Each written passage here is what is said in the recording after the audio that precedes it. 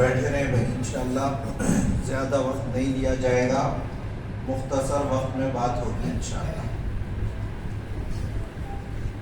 بسم اللہ الرحمن الرحیم۔ اللہم صلی علی محمد وعلی آل محمد کما صلیت علی ابراہیم وعلی آل ابراہیم انک حمید مجید۔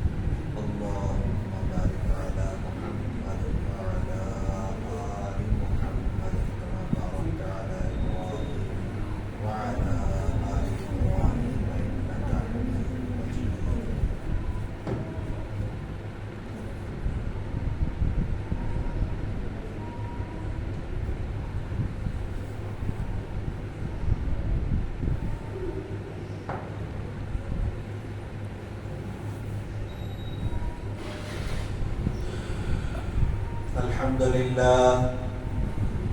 الحمد لله نحمده ونستعينه ونستغفره ونؤمن به ونتوكل عليه ونعوذ بالله من شرور أنفسنا ومن سيئات أعمالنا من يهده الله فلا مضل له ومن يضلله فلا هادي له ونشهد أن لا إله إلا الله وحده لا شريك له ونشهد أن سيدنا وسندنا وحبيبنا محمدا عبده ورسوله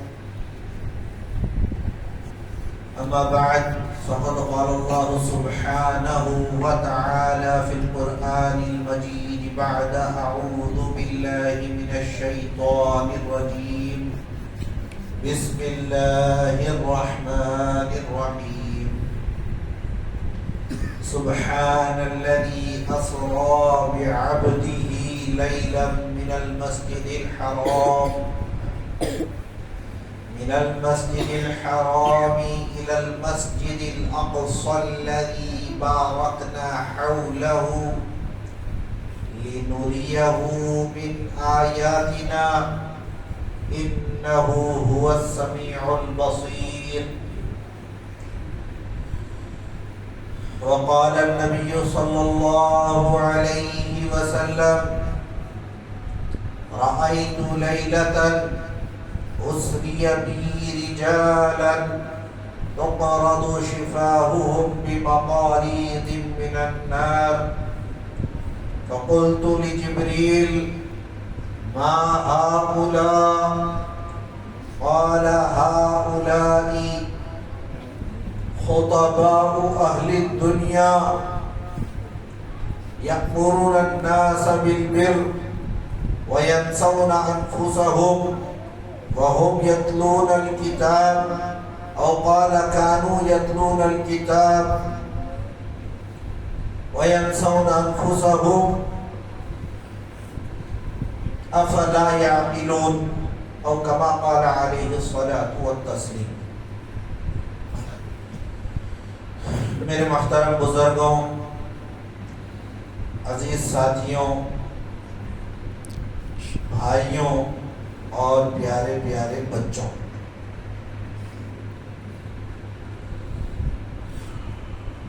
اللہ رب العزت کا بے انتہا کرم احسان اور فضل ہے کہ اللہ نے ہم کو اس دنیا میں پیدا کیا اور پھر اس کے بعد سب سے بڑا احسان اللہ کا یہ ہوا کہ اللہ نے مجھے اور آپ کو تاجدار مدینہ سرکار دو عالم محمد الرسول اللہ صلی اللہ علیہ وسلم کی مبارک امت میں پیدا فرمایا۔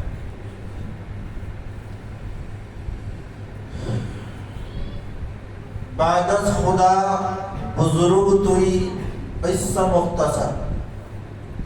اللہ کے بعد اگر کسی کی شان بلندی کے، بزرگی کے، احترام کے قابل اور لائق ہے تو بلا شبہ حضرت محمد مصطفیٰ صلی اللہ علیہ وسلم کی ذات بابرکت ہے۔ حضور کی امت میں پیدا ہو جانا یہ بہت بڑے اعزاز کی بات ہے۔ یہ تو یوں ہے جیسے ایک نامعلوم اور گمنام فقیر کو اچانک کروڑوں کھربوں اربوں کی لاٹری لگی۔ اگرچہ کہ لاٹری حرام ہے، لیکن اگر لگ گئی تو اس کی دنیا کیسے بدل جاتی؟ نہیں، کل تک کوئی جانتا بھی نہیں تھا، کوئی پہچانتا بھی نہیں تھا، اچانک کوئی ایسا حادثہ ہو گیا، کوئی واقعہ رونما ہو گیا کہ اب وہ پوری دنیا کے لیے نمونہ بن گیا۔ اچانک اس کے پاس پیسہ آ گیا، کیسے اس کی خدمت، وہ بولتا نہیں میری خدمت بدل گئی بھیا، جانتے پہلے بھی نہیں تھے۔ تو ہمارا بھی یہی حال ہے کہ جب تک بکے نہ تھے، کوئی پوچھتا نہ تھا، تم نے خرید کر ہمیں انمول کر دیا۔ کہ سرکار دو عالم صلی اللہ علیہ وسلم کی امت میں پیدا ہو جانا یہ بہت بڑے اور بے پناہ فخر کی بات ہے۔ اس کی سب سے بڑی دلیل یہ ہے، سمجھنے کے لیے میں بتایا کرتا ہوں کہ دیکھو ہم کو کس نے پیدا کیا؟ ارے بولو نا جی، دیکھو میں اس سے پہلے بھی بولتا آیا ہوں، آپ کے لیے میں نیا نہیں ہوں، ٹھیک ہے؟ آپ کے لیے میں پرانا ہوں، آپ لوگ میرے مزاج سے واقف ہیں۔ میں نے اس سے پہلے بھی کئی بار بتایا، اور یاد دہانی کے لیے پھر اب بتاتا ہوں، میں یہاں بیان کرنے نہیں بیٹھتا، میں یہاں پہ بیان سکھانے یا بیان کرنے نہیں بیٹھتا ہوں۔ مجھے تو بڑوں کا حکم ہوتا ہے، میں حاضر ہو جاتا ہوں۔ یہاں پر جو ہم بیٹھ کے بات کریں گے یہ دین کا اور اچھی باتوں کا ایک مذاکرہ ہوگا۔ کیا ہوگا؟ مذاکرہ۔ اور مذاکرے میں دو طرفہ باتیں ہوتی ہیں۔ بیان میں ایک آدمی بولتا سب سنتے، لیکن مذاکرے میں دو طرفہ باتیں۔ مذاکرہ ایسے ہی ہے جیسے میں اس سے پہلے بھی سمجھایا تھا، جیسے مصافحہ، جیسے مصافحہ۔ مصافحہ کس کو بولتے ہیں؟ کتنوں کو معلوم یہاں پہ؟ ارے مصافحہ بولے تو کیا بولو جی؟ ہاتھ ملانا۔ اب میں ایک ہاتھ آگے بڑھایا، آپ کا ہاتھ نہیں ملایا، آپ کا ہاتھ نہیں ملا میرے سے، میں ہاتھ یوں بڑھایا، یوں کر کے ہٹا لیا، اور میں یہ بولا کہ میں آپ سے مصافحہ کرا۔ صحیح ہے کہ جھوٹ ہے؟ صحیح ہے۔ ایسا صحیح ہے، آپ کا ہاتھ ہی نہیں لگا، غلط ہو جاتی ہے بات۔ مصافحہ تب ہوگا جب میں ہاتھ بڑھاؤں، وہاں سے آپ کا بھی ہاتھ بڑھے، میرا ہاتھ بڑھے اور آپ کا ہاتھ بڑھے، ہم دونوں کا ہاتھ ملے، تب جا کے مصافحہ ہوتا ہے۔ دو ہاتھ سے ایسے، یہ ہے مصافحہ، یہ سنت طریقہ۔ تو جیسے مصافحے میں سامنے والے کے دخل کے بغیر مصافحہ مکمل نہیں، ایسے ہی میرے یہاں بیٹھنے میں جو مذاکرہ ہوگا آپ کے بولے بغیر وہ مکمل نہیں ہوتا۔ آپ کا بولنا بھی ضروری ہے بیچ بیچ میں۔ اس کا یہ مطلب نہیں کہ میں بولتے رہوں آپ بھی بولتے رہے، ارے نو بولو بولے نا اپن بھی بولتے رہیں گے، ادھر بھی بولتے رہتے ہیں، نہیں، میں پوچھا تو بولوں۔ کیا کرنا؟ میں پوچھا تو بولوں۔ تو بات کہاں سے نکلی تھی؟ ہم کو پیدا کس نے کیا؟ اللہ۔ ہم کو کھانا کون کھلا رہا ہے؟ اللہ۔ ہماری ساری ضرورتوں کا خیال کون رکھ رہا ہے؟ اللہ۔ ہماری ہر چیز اللہ کر رہے ہیں۔ اور اس کا تذکرہ قرآن میں بھی ہے کہ ہم نے تمہیں پیدا کیا۔ لیکن ایک بات مجھے بتاؤ کہ کہیں بھی اللہ نے یہ کہا ہے کہ میں تمہیں کھانا کھلا کر تم پہ احسان کر رہا ہوں؟ نہیں ہے قرآن میں۔ تھوڑا کہیں بھی ہے قرآن میں؟ نہیں ہے۔ میں تم کو پانی پلا کے احسان جتلا رہا ہوں، نہیں بولے اللہ؟ نہیں بولے۔ ساری ضرورتوں کا خیال کر رہے ہیں، لیکن کسی بات پہ اللہ نے احسان نہیں جتلایا۔ کیوں؟ کہ ان چیزوں کی اللہ کے پاس کوئی وقت ہی نہیں ہے۔ ہاں، ایک کام ایسا ہے جس کے اوپر اللہ احسان جتلا رہے۔ اتنی بڑی چیز ہوگی وہ؟ اللہ کا مزاج نہیں ہے احسان جتلانا، لیکن وہ کیا عمل ہوگا، وہ کیا شخصیت ہوگی جس کے بارے میں اللہ یہ کہہ رہے کہ ہم نے تم پر احسان کیا؟ اتنی عظیم الشان چیز ہوگی۔ من اللہ علیکم، اے لوگو اللہ نے تم پر احسان کیا۔ اللہ احسان جتلا رہے کس چیز پر؟ اذ بعث فیکم رسولا، کہ اس نے تم میں اپنا رسول بھیج دیا۔ ہمارے اندر رسول آئے، ہم سے پہلے کئی انبیاء آئے، لیکن کسی نبی کی بعثت پہ اللہ نے احسان نہیں جتلایا۔ جہاں تذکرہ میرے اور آپ کے آقا حضرت محمد مصطفیٰ صلی اللہ علیہ وسلم کی بعثت کا ہوا، وہاں پر اللہ نے کہا کہ ان کو بھیج کے میں تم پہ احسان کر رہا۔ تو اب سوچو کہ اللہ کے نبی کا کیا مقام ہوگا جس پہ اللہ نے احسان جتلایا ہے۔ ایسے نبی کی امت میں پیدا ہو جانا یہ فخر کی بات نہیں تو پھر اور کیا ہے؟ اب آپ لوگ بول رہے ہوں گے مول صاحب بات تو معراج کی ہونی تھی، آپ حضور کی تعریف کا تذکرہ کر رہے ہیں۔ معراج کا سارا واقعہ حضور کے صدقے طفیل ہے، اسی لیے میں حضور کا مقام بتا رہا ہوں۔ حضور کی شان کی بلندی کو بتانے کا سب سے بہترین موقع واقعہ معراج ہے۔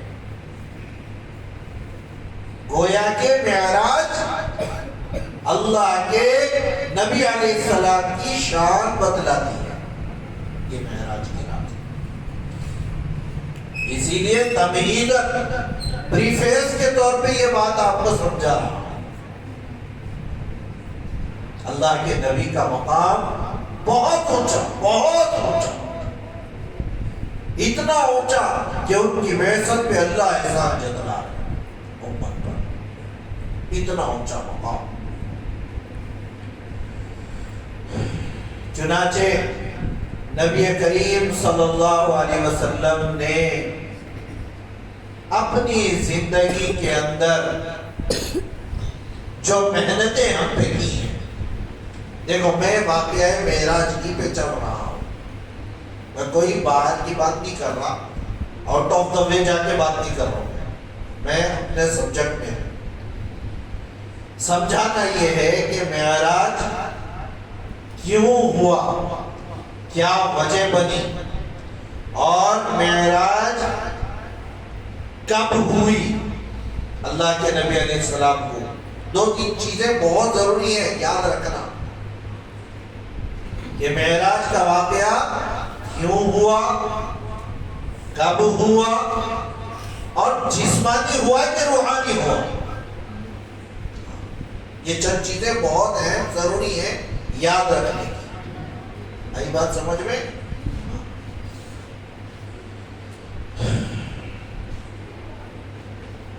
معراج کا جو واقعہ ہوا ہے یہ واقعہ اللہ کے نبی علیہ السلام کے تعلق سے یہ بات ملتی ہے کہ سن 10 نبوی میں، کب؟ سن 10 نبوی میں، اور ایک روایت میں آپ علیہ السلام کی عمر تقریباً 50 سال تھی معراج کا جب واقعہ ہوا. کتنی تھی؟ یہ مختلف اقوال میں آپ کو بتا رہا ہوں. اور ایک بات یہ ملتی ہے کہ آپ علیہ السلام کو جب معراج کا واقعہ پیش آیا اس وقت آپ صلی اللہ علیہ وسلم کی عمر 51 برس 51 سال 5 ماہ کی تھی. 51 years and 5 months. جب اتنی عمر کے آپ علیہ السلام تھے اس وقت معراج کا واقعہ ہوا. اور کون سے مہینے میں ہوئی معراج یہ بھی مختلف ہی ہے. الگ الگ علماء کی الگ الگ رائے ہیں.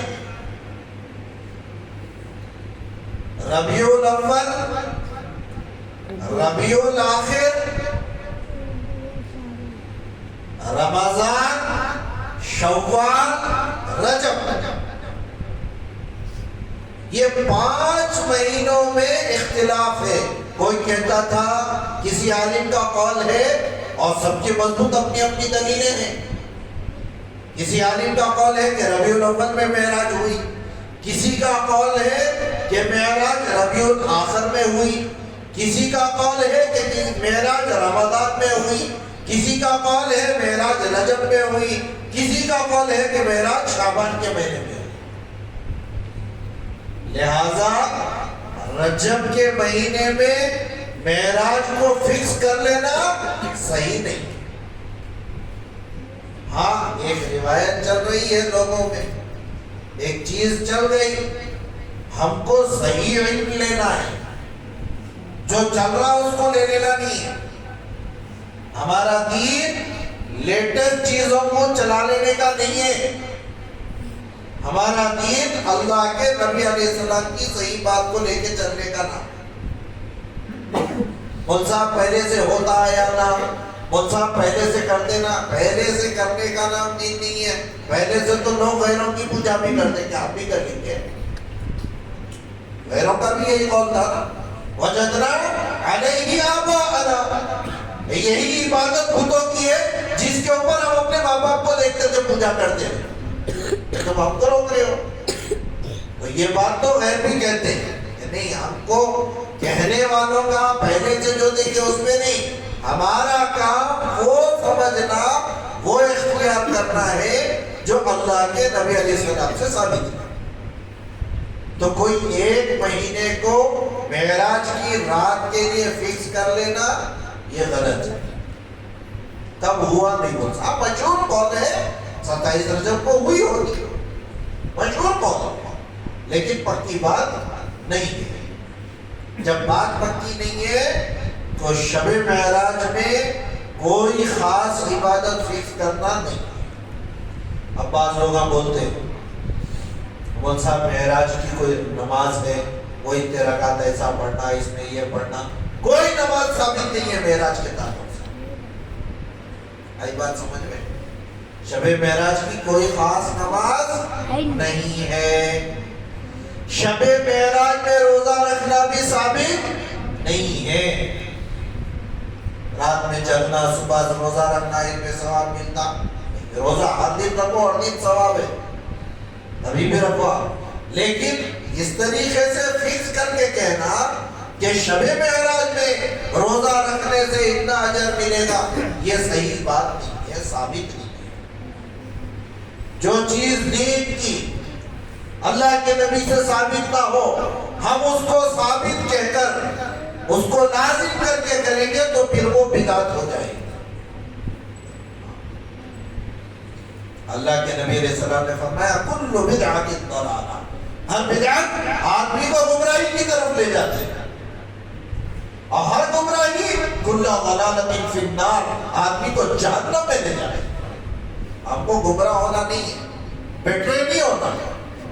ہمارے لیے ایک سیدھا راستہ دیا گیا ہے،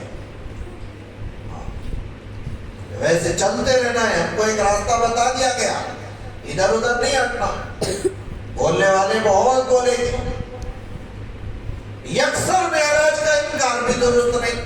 معراج ہوئی نہیں، یہ بھی غلط بات ہے.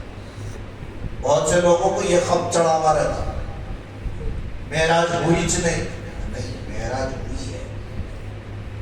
اللہ کے نبی علیہ السلام سے معراج کا ثبوت ہے. اور اس سے بڑا ثبوت کیا ہوگا کہ قرآن میں اللہ نے کہا ہے.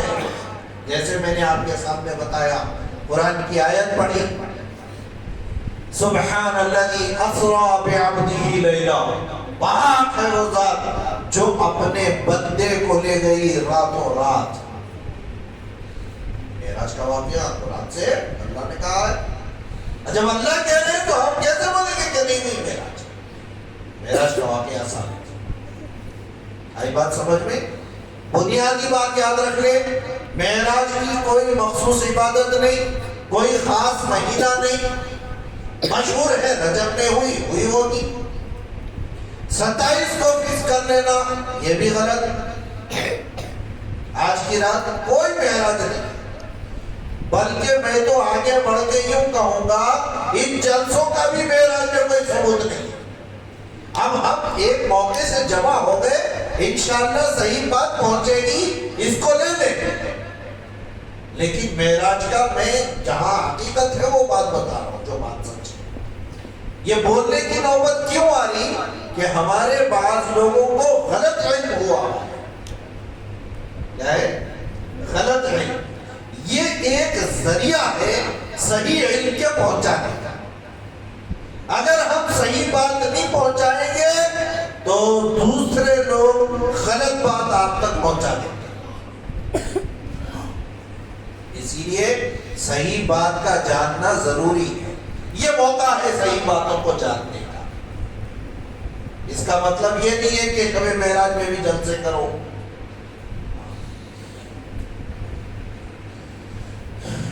تو یہ باتیں سمجھ میں آ گئی. پہلی بات، معراج کا ثبوت ہے. اللہ نے خود قرآن میں کہا ہے، اور اللہ کے نبی علیہ السلام کی حدیث بھی ہے. میں نے حدیث بھی پڑھ کے سنائی، رأیت لیلۃ الاسری بی رجالا، چند لوگوں کو میں نے اس رات دیکھا جب مجھے اللہ لے گئے. تو اللہ کے نبی سے تذکرہ موجود ہے معراج کا. دونوں چیزوں سے جب بات پکی ہو، بات ثابت ہو گئی تو پکی ہو گئی کہ معراج ہوئی ہے. دوسری بات کہ معراج جسمانی ہوئی کہ روحانی ہوئی. آپ علیہ السلام کا جسم مبارک معراج کے لیے لے جایا گیا یا روحانی طور پہ معراج ہو گئی؟ روحانی طور پہ کا مطلب کیا ہے؟ خواب میں ہو گئی. اللہ کے نبی علیہ السلام کے خواب بھی سچے ہوتے تھے. انبیاء کے خواب بھی سچے ہیں، وہ جھوٹے نہیں ہوتے. اس کو منامی بھی کہتے ہیں کہ نیند کی حالت میں معراج ہوئی. روحانی ہوئی کہ جسمانی ہوئی. تو بہت سے لوگوں کا قول یہ ہے کہ معراج، بلکہ جمہور بولے تو بڑے بڑے تقریباً سارے اکابر علماء وہ یہ کہتے ہیں کہ معراج آپ علیہ السلام کو جسمانی ہوئی. اور یہی عقیدہ اکابر صحابہ کا بھی تھا.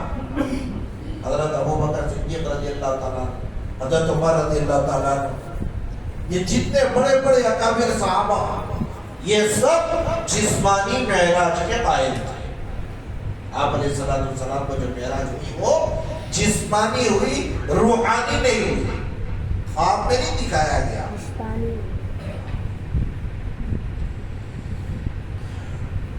ہاں، بعض لوگ جو جسمانی یہ کہتے ہیں کہ معراج جسمانی نہیں روحانی ہوئی، وہ دلیل دیتے ہیں ایک حدیث کی حضرت عائشہ رضی اللہ تعالیٰ عنہ کی روایت پیش کرتے ہیں۔ اکثر میں نوجوانوں کو بتا رہا ہوں کہ آج کل بہت اٹھ گئے تھوڑے بولنے والے، لیکن چونکہ ہم کو صحیح علم نہیں ہے اس لیے ان کو جواب نہیں دے سک رہے، ہم جواب دینا بھی نہیں۔ کوئی بھٹکانے کی کوشش کرا آپ کو، یہ حدیث میں ہے، یہ حدیث میں ہے، یہ حدیث میں ہے۔ پہلی بات تو ہر آدمی کی ہر حدیث سن لینے کی نہیں رہتی، آئی بات سمجھ میں؟ ہاں، دنیا میں ڈاکٹر زیادہ ہے یا پیشنٹ زیادہ ہے؟ ارے بولو نا جی، آپ لوگ کیا بولتے ہیں؟ ڈاکٹر زیادہ ہے۔ اب بھی میں بولا یہاں میرے پیٹ میں درد ہو رہا، کتنے لوگ میرے کو طریقہ بتاتے کم کرنے کا؟ ارے مول صاحب یہ کر لو کم ہو جاتا، مول صاحب یہ گولی کھا لو، بولتے نہیں بولتے؟ بہت زیادہ ہوئے، ڈاکٹر زیادہ ہو گئے تھے۔ M B B S doctor کی بات سننے کی رہتی، اب سب کی سن لیا تو پیٹ کا درد جا کے جان کا عذاب ہو جاتا ہوں۔ نہیں، ایسے ہی بولنے والے بہت بولتے رہتے، اپن ان کی ہر بات ماننے کی نہیں رہتی۔ نہیں بخاری میں حدیث میں ہے، ان کو یہ پوچھنا اپن تو لوگ کچھ بھی معلوم نہیں رہتا، چار باتیں یاد کر لیتے خالی بخاری میں ہے، مسلم میں ہے۔ نہیں، یقیناً بخاری مسلم قابل احترام کتابیں ہیں، ہم ان کو قرآن کے بعد سب سے زیادہ صحیح مانتے ہیں، بہت معتبر کتابیں ہیں، لیکن تم کو ان کتابوں کے بارے میں کیا معلوم باشا؟ وہ پڑھے نہیں، کچھ بھی علم نہیں رہتا، بخاری بخاری بولتے رہتا، اس کو بخاری کا بخار لگا ہوا رہتا نہیں۔ اس کو پوچھنا بخاری میں خا ہے نا قاف ہے، پوچھنا نہیں کاف ہے، پوچھنا انہیں وہیں زیادہ اتر جاتا ہے کیا ہے کس طرح۔ ارے دیکھ بخاری کے اسپیلنگ نہیں معلوم، بخاری کا لفظ کا اسپیلنگ تو نہیں بتا سکا تو بخاری کی حدیث میں کہاں سے بول رہا بھائی؟ اس لیے ہر بات ہر ایک کی نہیں مان لینا، کوئی لا کے بولے تو بحث بھی نہیں کرنا اپن، کیوں؟ کیونکہ انہیں جیسا جاہل ہے ہم بھی ویسی جاہل ہے، سیکھے رہے نا پر اس کو کیا بولنا؟ بھائی دیکھو آپ جو بات بول رہے نا یہ بات آپ دیکھو مت بولو، میں جو صحیح عمل کر رہا ہوں وہ عالم مفتی کی بات سن کے کر رہا ہوں، آپ کو بحث کرنا ہے، بات کو بولنا ہے، آؤ مفتی صاحب میں نہیں دیکھتے، مول صاحب کے پاس دیکھیں، ان کے پاس بیٹھ کے پوچھیں گے، اب مفتی صاحب اس کا آپریشن کر دیں گے، مفتی صاحب بولے تو ایم بی بی ایس رہتے انہوں پھر، M B B S doctor surgeon رہتا ہے، اس کو معلوم کون سی نبض پکڑنا ہے۔ ہر ایک کی ہر بات مان لینے کی نہیں رہتی، صحیح بات پہ عمل کرنا۔ ہاں صحیح بات بتا رہے تو صحیح بات تو ماننا ہے، لیکن صحیح بات ہے کیا پہلے اس کو سمجھنا۔ اللہ کے نبی علیہ السلام بالکل روایتیں دونوں ہیں کہ جسمانی معراج بھی ثابت ہے، روحانی معراج بھی ثابت ہے اللہ کے نبی علیہ السلام سے۔ بعض لوگ جو یہ کہتے ہیں جس حدیث کی بیس پہ اور بنیاد بنا کے یہ کہتے ہیں کہ اللہ کے نبی علیہ السلام کو معراج جو ہوا وہ جسمانی نہیں تھا، روحانی تھا، وہ اس حدیث کے بارے میں کہتے ہیں جس کے بارے میں روحانی معراج کا ہونا ثابت ہے کہ اللہ کے نبی علیہ السلام کو خواب میں بھی معراج ہوئی، کئی مرتبہ اللہ پاک آسمانوں کا دیدار، جنت اور دوزخ کا دیدار اللہ کے نبی علیہ السلام کو خواب میں بھی کرائے، تو روحانی معراج بھی ہے ثابت۔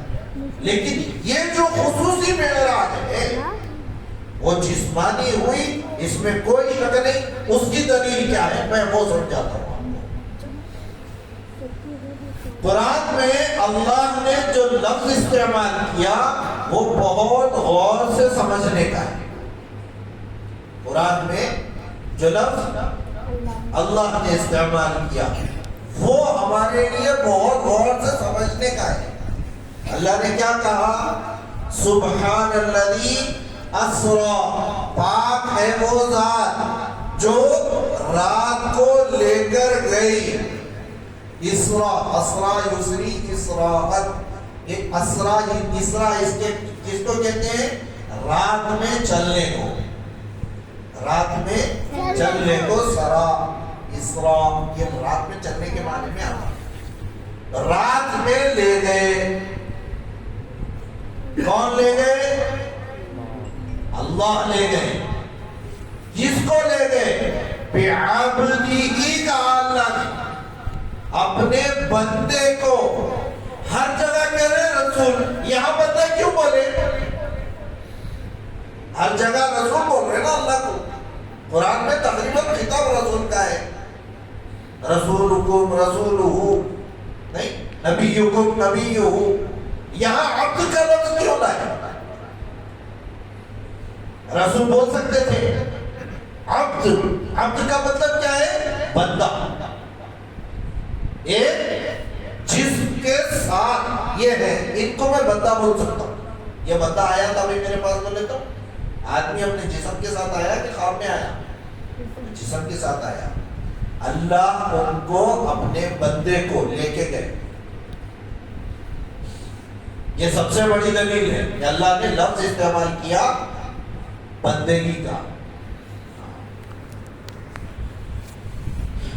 تو معراج کا جسمانی ہونا یہ ثابت ہے قرآن سے، اور اللہ کے نبی نے بھی کہا ہے رأیت لیلۃ اسری بی، کہ اللہ نے جب مجھے اپنے ساتھ لے کے گئے۔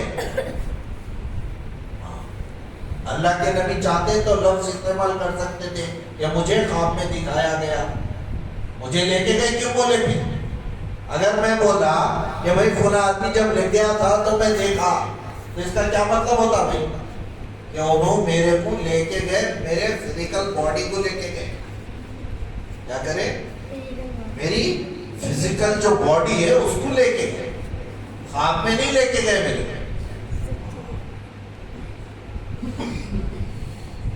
تو یہ معراج اللہ کے نبی علیہ السلام کو جسمانی ہوئی ہے۔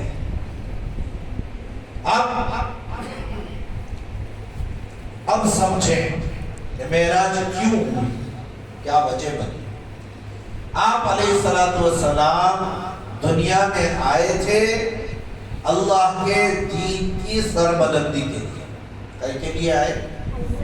اللہ کے دین کی سربلندی، اللہ کے دین کو اونچا کرنا اور پوری دنیا میں اللہ کا دین عام کرنا، کہ ہر بندہ بتوں کی پرورش سے نکل کے اللہ کی پرورش میں آ جائے۔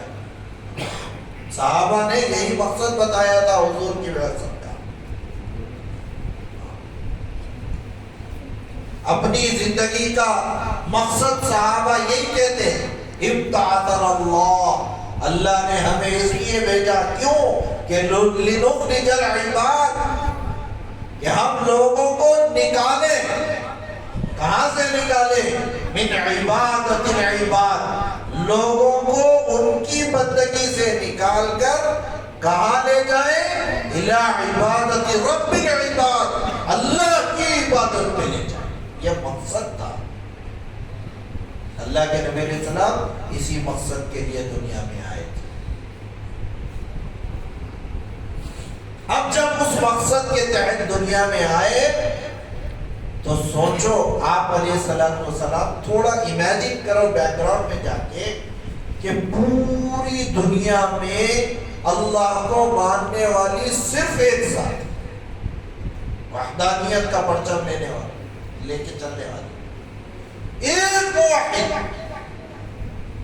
پورا عرب کفر اور بت پرستی میں مبتلا تھا، ہر جگہ بے حیائی، بے شرمی اور شرک ہر جگہ تھا۔ خود کعبۃ اللہ کے اندر 300 سے زائد بت تھے۔ جب آپ علیہ السلام پیدا ہوئے، زمین میں پہنچا لایا اور کعبے کے اندر بت گر گئے۔ بت کعبے کے اندر رکھے ہوئے تھے۔ بعض لوگوں کے بارے میں آتا نفاق والے، حد یہ تھی کہ نماز میں بھی آتے تو بغلوں میں بت رکھ کے آتے تھے۔ حد یہ تھی، ہر جگہ بت پرستی تھی۔ کوئی اچھا کام ان میں نہیں ہوتا تھا، جہالت کی انتہا کو پہنچے ہوئے تھے. زمین پہ گرا ہوا خون بلا تحقیق کے چاٹ لیتے تھے. کس کا ہے نہیں معلوم. بیٹی پیدا ہوتی زندہ دفن کر دیتے تھے. یہ عالم تھا جہالت کا.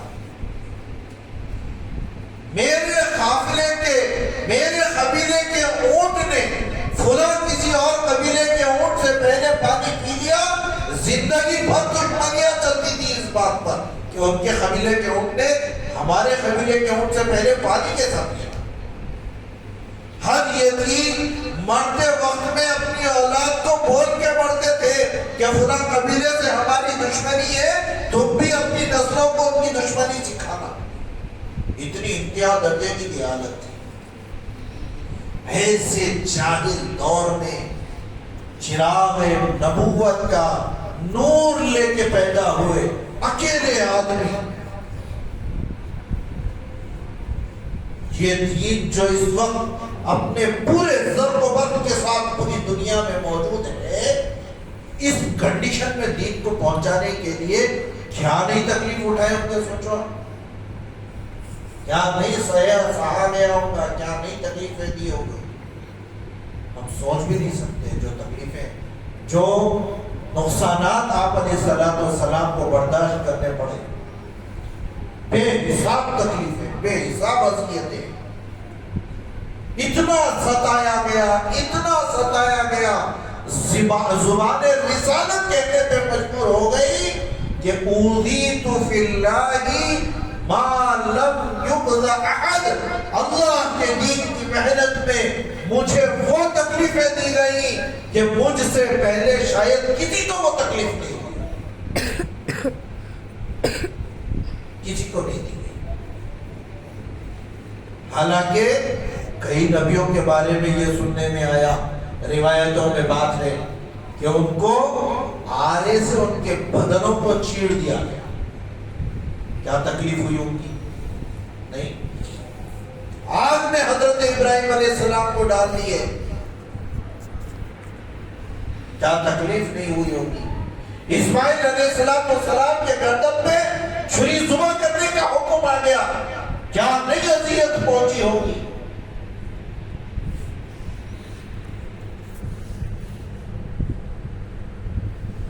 کیا کیا نہیں ستائے.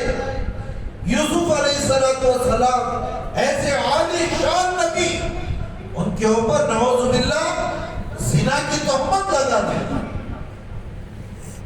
نہیں لگائے, زلیخا نے زنا کی تہمت لگائی تھی.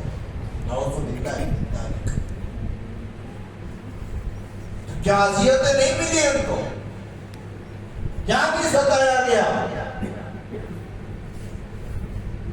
بے پناہ اذیتیں نبیوں کو ملی ہیں. صحابہ کو کیسے تکلیفیں دی گئی.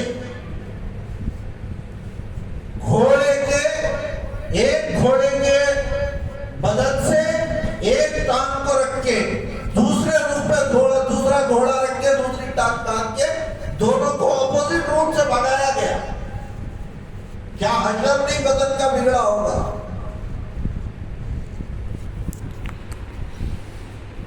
حضرت خباب رضی اللہ تعالیٰ عنہ کے بارے میں آتا کہ خون, جسم کی چربی اور خون سے جہنمیوں کی بدماش جو اس وقت ستانے والے ہوتے تھے, اس کی آگ جو جلانے کے لیے رکھتے تو چربی اور خون سے وہ آگ بھولتی تھی.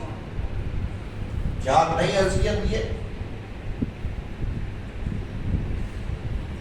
اتنی تکلیفیں دنیا میں ہیں, لیکن اللہ کے نبی کیا کہہ رہے ہیں کہ مجھے جو تکلیف پہنچی ہے مجھ سے پہلے کسی کو نہیں دی گئی. تو سوچو اللہ کے نبی کی کیا تکلیف تھی ان کی اس دین کو پہنچا.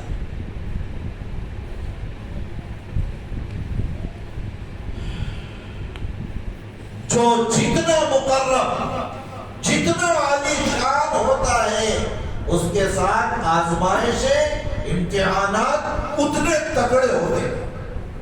یاد رکھیں, حالات جب اللہ کی طرف سے آتے ہیں اس کا یہ مطلب نہیں ہے کہ ہمارے گناہوں کی سزا ہی ہے.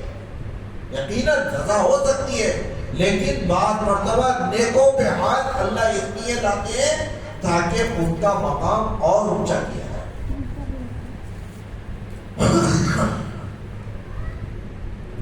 یہی بات سمجھنا ہے کہ اللہ کے نبی جو تمام کائنات کے سردار، اللہ کے بعد سب سے بڑی بزرگ ذات، ان کو جب اذیت پہنچی ہے، ان کو جو تکلیفیں دی گئی ہیں، یہ تکلیفیں کیوں دی گئی؟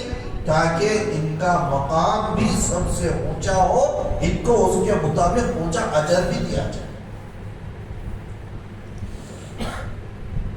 چنانچہ ایک چھوٹی سی بات میں آپ کے سامنے بتاؤں آگے بڑھنے سے پہلے۔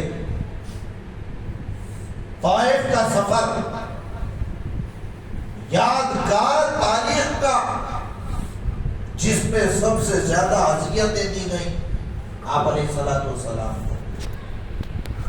دیگر اسفار میں بھی تکلیفیں ہوئی ہیں، مکہ میں بھی تکلیف ہوئی اللہ کے نبی کو، مدینے میں بھی ہوئی، لیکن طائف میں جو تکلیف پہنچی ہے وہ حد درجے خطرناک تھی۔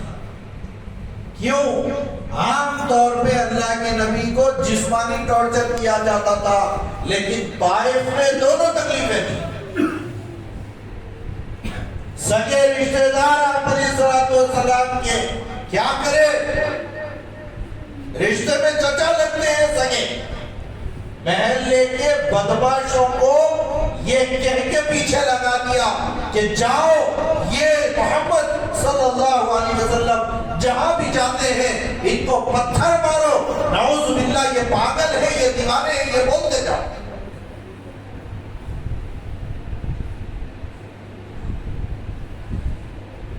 آپ علیہ السلام کو پاگل کہا گیا، نعوذ باللہ من ذالک، دیوانہ کہا گیا، جسمانی ٹارچر بھی ہوا، مینٹل ٹارچر بھی کیا گیا، حد درجے تکلیف پہنچائی گئی۔ انتہا یہ ہوئی کہ اللہ کے نبی علیہ السلام جو کبھی شکایت نہیں کرنے والے، کبھی غصے کے موڈ میں نہیں رہنے والے، ناراضگی کے موڈ میں نہیں رہنے والے، ان چیزوں کی وجہ سے اللہ کے سامنے آ کے ہاتھ اٹھا رہے ہیں، اِلَى مَنْ بَعَثَنِي، اے اللہ آپ نے مجھ کو کن لوگوں میں بھیج دیا؟ دیکھو شکایت نہیں کرے لیکن ہاتھ توڑ دے، اے اللہ آپ نے مجھے کن لوگوں نے بھیج دیا جو مجھ پہ ذرا بھی رحم نہیں کرتے؟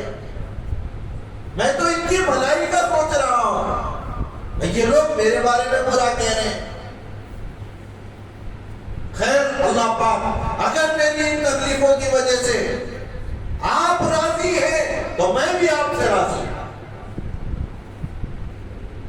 جب اللہ کے نبی علیہ السلام کے ہاتھ اٹھے تو عذاب دینے والے فرشتے آ گئے۔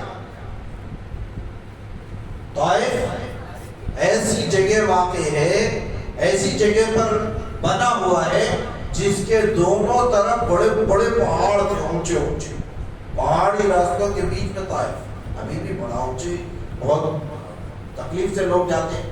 ابھی تو خیر روڈ بن گئی، ورنہ یہ روڈ بننے سے پہلے طائف پہنچنا آسان نہیں تھا، مشکل راستہ ہے طائف کا، گھاٹیاں ہیں عجیب سی۔ تو دو پہاڑ بڑے بڑے طائف کے اطراف میں تھے، عذاب دینے والے فرشتے آ گئے، پہاڑوں کا عذاب دینے والے فرشتے آ کے کہنے لگے یا رسول اللہ صلی اللہ علیہ وسلم آپ کی تکلیفیں ہم نے دیکھی ہے، آپ اگر حکم کریں تو ہم ان دونوں پہاڑوں کو ملا کے ان کو مسل کے ختم کر دیں گے، لیکن قربان جائے میرے اور آپ کے آقا پیارے رسول محمد مصطفیٰ صلی اللہ علیہ وسلم کی جان اقدس کے آپ علیہ السلام نے فرمایا کہ نہیں، میں ان کے لیے زحمت بنا کے نہیں بھیجا گیا، میں تو ان پہ رحم کرنے کے لیے پیدا کیا گیا تھا، میں تو ان کے لیے رحمت بنا کے بھیجا گیا۔ ٹھیک ہے اس وقت نادانی میں میری بات نہیں مان رہے، تو مجھے امید ہے کہ یہ اگر ایمان نہیں لائیں گے تو ان کی نسلوں میں اللہ دین کو پھیلائے۔ چنانچہ محمد بن قاسم جس کی برکت سے ہندوستان میں دین آیا، لکھا ہے تاریخ کی روایتوں میں کہ وہ محمد بن قاسم طائف کا رہنے والا تھا، ان کی وجہ سے پورا ہندوستان دین میں آیا۔ اللہ کے نبی بڑے دور-اندیش، بڑا آگے کا سننے والے اور سب سے بڑھ کے امت پہ رحم کرنے والے، کیا جاتا اللہ کے نبی کو یہ کہہ دینے میں، ہاں مجھے بہت ستایا ان لوگوں نے، دباؤ مظلوم ختم کر دو۔ آج ہم کیا کرتے ہیں؟ ذری سی تکلیف پہ بدلہ لینے پہ اتر آتے ہیں۔ نہیں، اینٹ کا جواب پتھر سے دیں گے بولتے ہیں، انہیں میرے ایک اجاڑا میں اس کا 100 اجاڑ دوں، انہیں میرے کو تھپڑ مارا میں اس کی جان لے لیتا ہوں۔ برا نہیں ہونا، معمولی جان کی کوئی حیثیت نہیں ہے۔ چھوٹی چھوٹی باتوں کو ایگو کا ایشو بنا کے اس کو زندگی بھر دشمنیوں میں پال رہے، نتیجے کے اندر آپس میں پھٹن، رشتے پھٹ رہے، خاندان پھٹ رہے، ایک کی خوشی میں دوسرا شریک نہیں، ایک کے غم میں دوسرا شریک نہیں، پڑوسی کی کوئی خبر نہیں۔ کتنے اب اس وقت ایسے لوگ ہیں، اگر ان کو یہ پوچھا جائے تمہارے بازو کون رہتے، بولے تو نہیں معلوم، کوئی خبر کی بھی نہیں، اپنوں سے لا علم۔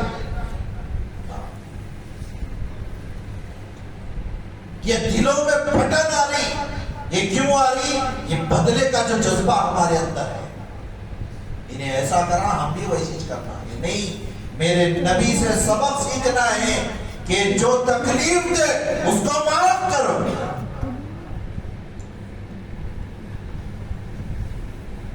اسی کا حکم دیا گیا، صل من قطعک، اگر کوئی تم سے کٹ رہا ہے تم جا کے اس سے جڑو۔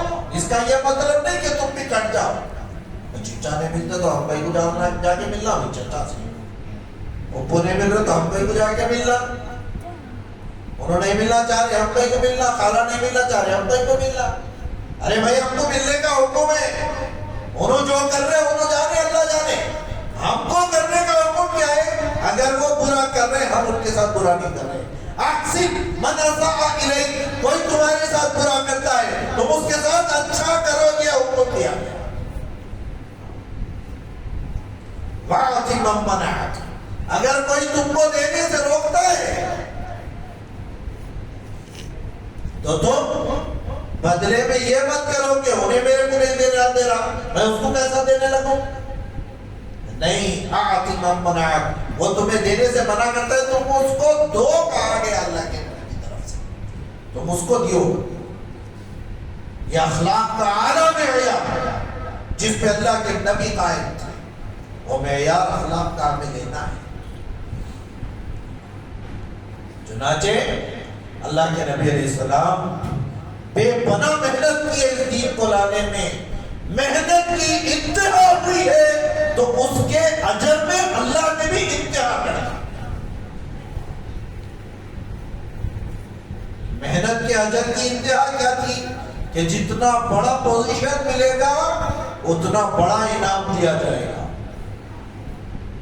گورنمنٹ کی طرف سے اسکیم دیتے نہیں، اسکول میں سب سے زیادہ سب سے شاندار انعام کس کو دیتے؟ جو ہائیسٹ رینک والا رہتا، نہیں اس کو سب سے زیادہ انعام ملتا۔ بالکل یہی ہوا، سب سے زیادہ محنت اللہ کے نبی کی ہوئی، انتہا کرتی محنت میں، تو اللہ نے بھی پھر انعام دینے میں انتہا کرا۔ اتنی تکلیفیں برداشت کیے تو آؤ ہم تم کو یہ مقام دیتے ہیں کہ تم کو اپنے پاس عرش پہ ہم خود لے جاتے ہیں، ہم خود لے جاتے ہیں۔ اللہ کے لے جانے کی اتنی بڑی بات ہے، اپنی شان کے مطابق جیسے بھی لے گئے۔ ہم تو اللہ کے جسم کے قائل نہیں ہیں، لیکن اللہ نے کہا ہے ہم لیں گے، ہم مان لیں گے، جیسے لیں گے کما یلیق بشانہ، جیسے اس کی شان کے لائق اللہ لے گے۔ اب یہ آگے معلوم کرنا یہ ہے کہ معراج میں ہوا کیا تھا، کہاں سے ابتدا ہوئی، کہاں انتہا ہوئی۔ ام ہانی کے گھر جو آپ علیہ السلام کی پھوپھیری رشتہ دار تھی، ام ہانی کے گھر آپ علیہ السلام آرام فرما رہے تھے۔ جبرائیل علیہ السلام آئے، حضور صلی اللہ علیہ وسلم کو لے گئے، وہاں سے ام ہانی کے گھر سے حتیم میں لے گئے کعبے کے اندر۔ کعبے میں لے جانے کے بعد آپ علیہ السلام کا معراج کا سفر شروع ہوا۔ آپ علیہ السلام کو جگایا گیا،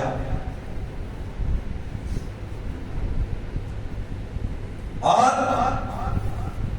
معراج کے سفر سے پہلے کچھ باتیں ہوئی جن کا جاننا ہمارے لیے بہت ضروری ہے۔ آپ علیہ السلام کو لے جانے سے پہلے حضور پاک علیہ السلام کا قلب مبارک نکالا گیا، دل نکالے، جبرائیل علیہ السلام دل نکال کے جنت سے ایک تشت لائے تھے، ایک کٹوری لائے تھے، اس کٹوری میں زمزم ڈالا گیا، زمزم سے آپ علیہ السلام کے سینے مبارک میں جو دل تھا اس کو نکال کر دھویا گیا، پھر واپس دل کو اندر سینے میں فٹ کرے۔ سینہ پاک ویسے ہی پاک ہے، وہ صرف فارملی ہوا صفائی، اس کا یہ مطلب نہیں کہ نعوذ باللہ اللہ کے نبی کا سینہ ناپاک ہو گیا کہ پاک کرنے کی ضرورت پڑی، نہیں۔ میں ایک مثال دے کے سمجھاتا ہوں، یہ ممبر صاف ہوتا نہیں ہوتا جمعے کو جمعہ، کیوں صاف ہوتا؟ میں کیا ناپاک ہو گیا تھا؟ نہیں، فارملی صاف کرتے، ناپاک نہیں ہے ممبر، ممبر صاف ہے پھر بھی صاف کرتے اعزاز کے لیے۔ بالکل یہی بات تھی، اللہ کے نبی کے سینے کو بھی ایسے ہی صاف کیا گیا، دل مبارک کو پھر واپس فٹ کیا گیا۔ وہاں سے سفر شروع ہوا، وہاں سے سفر معراج کا شروع ہوا۔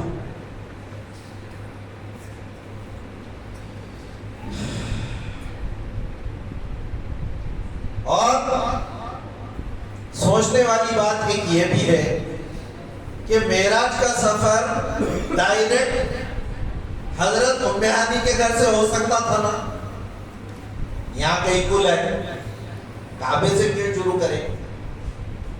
اور پھر حتیم میں کیوں بٹھایا گیا، وہاں کیوں سفر شروع ہوا حتیم سے؟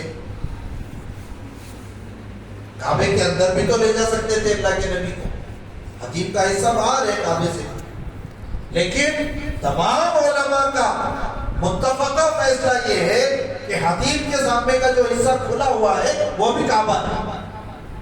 پہلے زمانے میں ایکسٹینشن یہاں تک تھا، بعد میں پھر اس کو تھوڑا چھوٹا کیا گیا، لیکن وہ کعبۃ اللہ کے، گویا کہ اگر کوئی حتیم کی طرف بھی رک کر کے نماز پڑھے تو یہی سمجھا جائے گا کہ وہ کعبے کی طرف رک کر کے پڑھ رہا ہے، کیونکہ وہ کعبۃ اللہ کا حصہ ہے۔ اس میں بہت بڑی حکمت ہے۔ وہ حکمت کیا ہے؟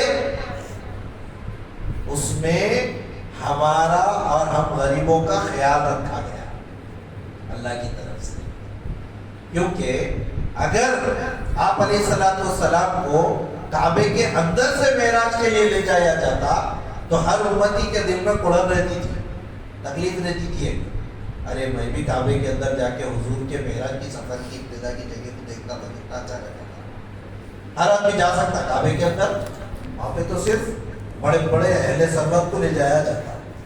حتیم سے لے جا کے اللہ نے یہ دکھایا کہ ہم وہاں سے لے جا رہے ہیں جہاں تم اپنی حضرت پوری کر سکتے، تم کو جانا ہے تو تم بھی جا سکتے۔ یہ اللہ ہمارا خیال کرتا ہے ہم غریبوں کا۔ ہر جگہ اللہ نے شریعت ہمارے خیال کے مطابق خیال رکھ کر اتاری. اسی لیے کہا کہ اللہ پاک ہم کو اتنا بوجھ ہم پہ نہیں ڈالتے جتنا ہمیں جو ہے مکلف نہیں ہے ہم اس کے کہ نہیں ہم کر سکتے, اتنا ہی دیتے جتنا ہم کر سکتے. ہماری حیثیت سے زیادہ اللہ نہیں ڈالتے بوجھ. پھر وہاں سے سفر شروع ہوا. کیسے ہوئی, کیا کیفیت رہی سفر کی؟ جنت سے ایک جانور لایا گیا, خچر سے کچھ بڑا, گھوڑے سے کچھ چھوٹا اس کی ہائٹ تھی. رفتار یہ تھی کہ ہماری نظر جہاں تک پڑتی اس کا قدم وہاں پڑ جاتا. جبرائیل علیہ السلام اس کو لے کے آئے, میکائیل علیہ السلام اس کی نکیل پکڑ کے چلے. سواری حضرت محمد مصطفیٰ صلی اللہ علیہ وسلم کے لیے براق لائی گئی, سوار خود حضرت محمد مصطفیٰ صلی اللہ علیہ وسلم ہوئے. یہاں سے ابتدا ہوئی. جاتے وقت راستے میں 5 جگہ ایسی ملتی ہے جہاں آپ علیہ السلام نے اتر کے 2 رکعت نمازیں پڑھی. کتنی جگہ؟ سن رہے 5 جگہ جہاں پر آپ علیہ السلام نے اتر کر 2 رکعت نمازیں پڑھی. ایک کون سی ہے؟ سیکوینس نہیں بولتا میں, آپ کو 5 جگہ سنا دیتا ہوں, یاد رکھنے میں ضروری نہیں ہے سیکوینس یاد رکھنا. سب سے ایک جگہ یاد رکھ لو, جا رہے تھے آپ علیہ السلام کو مقام دکھایا گیا جس کا نام تھا مدینہ. کب؟ ابھی ہجرت سے پہلے کی بات ہو رہی ہے. مدینہ دکھایا گیا اور حضور پاک صلی اللہ علیہ وسلم سے یہ کہا گیا یہ وہ مقام ہے جہاں پر آپ ہجرت کر کے آئیں گے, لہذا آپ کو کیا کرنا ہے؟ 2 رکعت نماز پڑھنی ہے. آپ اترے, 2 رکعت نماز پڑھے. پھر آگے بڑھے. ایک مقام تھا جس کا نام تھا مدین. کیا نام تھا؟ مدین. یہاں پہ اللہ کے نبی علیہ السلام کو بتایا گیا یہ آپ کے بھائی شعیب علیہ السلام یعنی نبی تھے وہ, جس کے بارے میں قرآن میں اللہ نے کہا وَإِلَىٰ مَدْيَنَ أَخَاهُمْ شُعَيْبًا. مدین ایک وہ مقام ہے جہاں پر ہم نے شعیب علیہ السلام کو بھیجا تھا. چنانچہ بابرکت مقام تھا.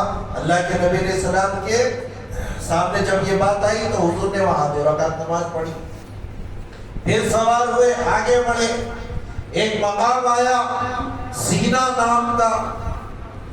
سینا تو اللہ کے نبی علیہ السلام کو بتایا گیا یہ وہ مقام ہے جہاں کوہ طور تھا جس پہ حضرت موسیٰ علیہ السلام عبادت کیا کرتے تھے. چنانچہ حضور صلی اللہ علیہ وسلم نے وہاں 2 رکعت نماز پڑھی. پھر آگے بڑھے. ایک مقام آیا جس کا نام تھا بیت اللحم. کیا نام تھا؟ بیت اللحم. لحم. اے نبی صلی اللہ علیہ وسلم یہ وہ مقام ہے جہاں عیسیٰ علیہ السلام پیدا ہو. یہاں پھر آپ صلی اللہ علیہ وسلم نے نماز پڑھی. پھر 5واں جو مقام تھا وہ بیت المقدس مسجد اقصی. یہاں آپ صلی اللہ علیہ وسلم نے نماز پڑھی 2 رکعت. یہاں اکیلے نہیں پڑھیں گے, اب یہاں آگے کی بات. 5 جگہ ہو گئے. کہاں؟ مدینہ, مدین, سینا, بیت اللحم اور بیت المقدس. یہ 5 جگہ پہ 2 رکعت نماز ہوئی راستے میں. اب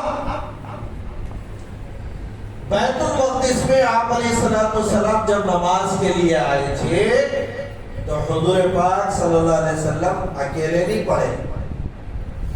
یہاں امامت ہوئی. امام الانبیاء, تمام عالم میں جتنے نبی آئے ہیں آج تک کم و بیش 1,25,000. فکس نہیں ہے 25,000, 1,25,000 ہوں گے, آگے پیچھے ہو سکتے کچھ کم و بیش. تو یہ سارے نبی مقتدی تھے، اللہ کے نبی امام تھے۔ اللہ نے مقام بتایا کہ سارے نبیوں کا مقام میرے نبی کے بعد ہی ہے۔ میرا نام کیا؟ یہ اتنا اونچا مقام ہے۔ اس کا ہرگز یہ مطلب نہیں ہے کہ دوسرے نبی حقیر تھے، نعوذ باللہ، وہ بھی اپنی جگہ پہ بہت اونچے۔ بھئی امام نماز پڑھا رہا، مقتدی پیچھے کھڑے، تو کیا نعوذ باللہ مقتدی گنہگار ہے بول کے امام آگے ہے کیا؟ کہ نہیں، یہ تو ایک طریقہ ہے، کسی نہ کسی کو آگے بڑھنا ہے۔ امام سب سے زیادہ قابل ہے، اس لیے اس کو آگے بڑھایا گیا۔ انبیاء تمام قابل ہیں، لیکن ان میں سب سے زیادہ لائق احترام حضرت محمد مصطفیٰ صلی اللہ علیہ وسلم ہے، اس لیے امام ان کو بنایا۔ نبیوں کے بھی امام، اللہ کے نبی علیہ السلام، نبیوں کی امامت وہاں پر ہوئی۔ اللہ کے نبی نے نماز پڑھائی، وہاں سے پھر جو سفر شروع ہوا وہ سیدھا اوپر آخرت کا جو ہے معراج کا آسمانوں کی طرف ہوا۔ اب تک دنیا کے سفر چل رہے تھے، اور ایک بات حیرانی کی، مکے سے بیت المقدس کتنی دور ہے؟ کتنی دور ہے؟ بہت دور ہے بھائی، ہے نہیں؟ کہاں وہ مقام، کہاں مکہ؟ اور پھر اس کے بعد آخرت کے جو احوال ہیں، جنت اور دوزخ، وہاں آپ علیہ السلام کو زیارتیں ہوئی، جنت دکھائی گئی، دوزخ دکھائی گئی، وہاں کے سارے حالات، پھر وہاں پر نبیوں سے ملاقات، جبرائیل علیہ السلام سے مکالمہ، پھر اللہ سے ملاقات، پھر اللہ کے ساتھ بات چیت، یہ سب ہوا کتنی دیر میں؟ کتنی دیر میں؟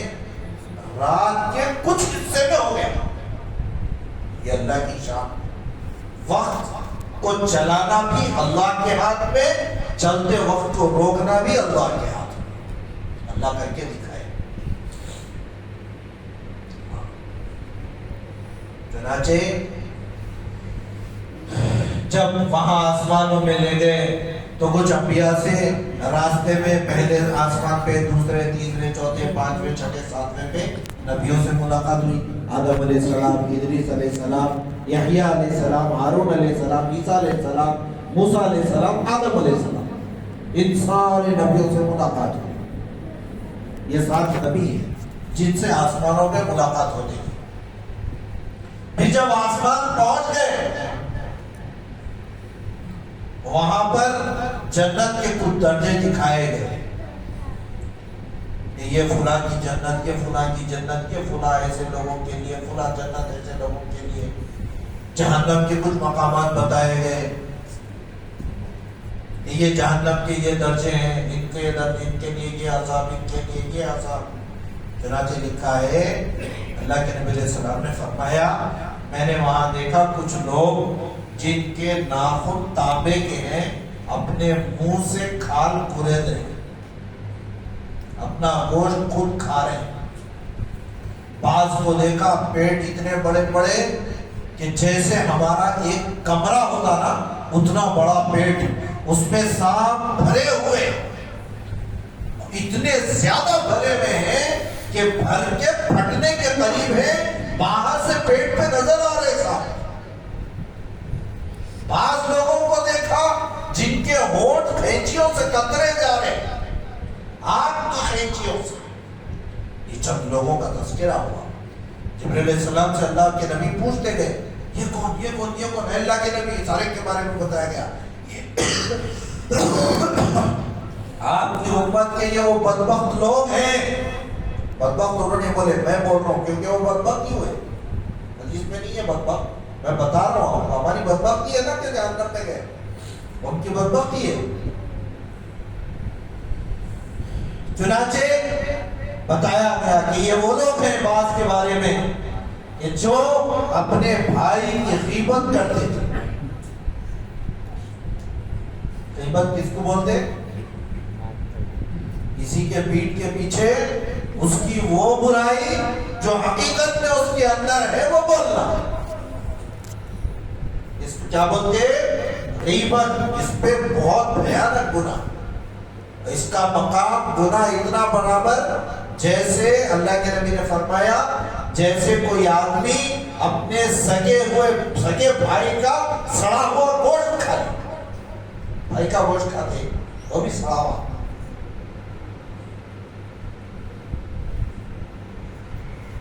لحم اخیہ فرمایا بھائی کا گوشت. انسان کا گوشت ویسے کھانا نہیں ہے. پھر سگے بھائی کا گوشت کون کھاتا بھائی؟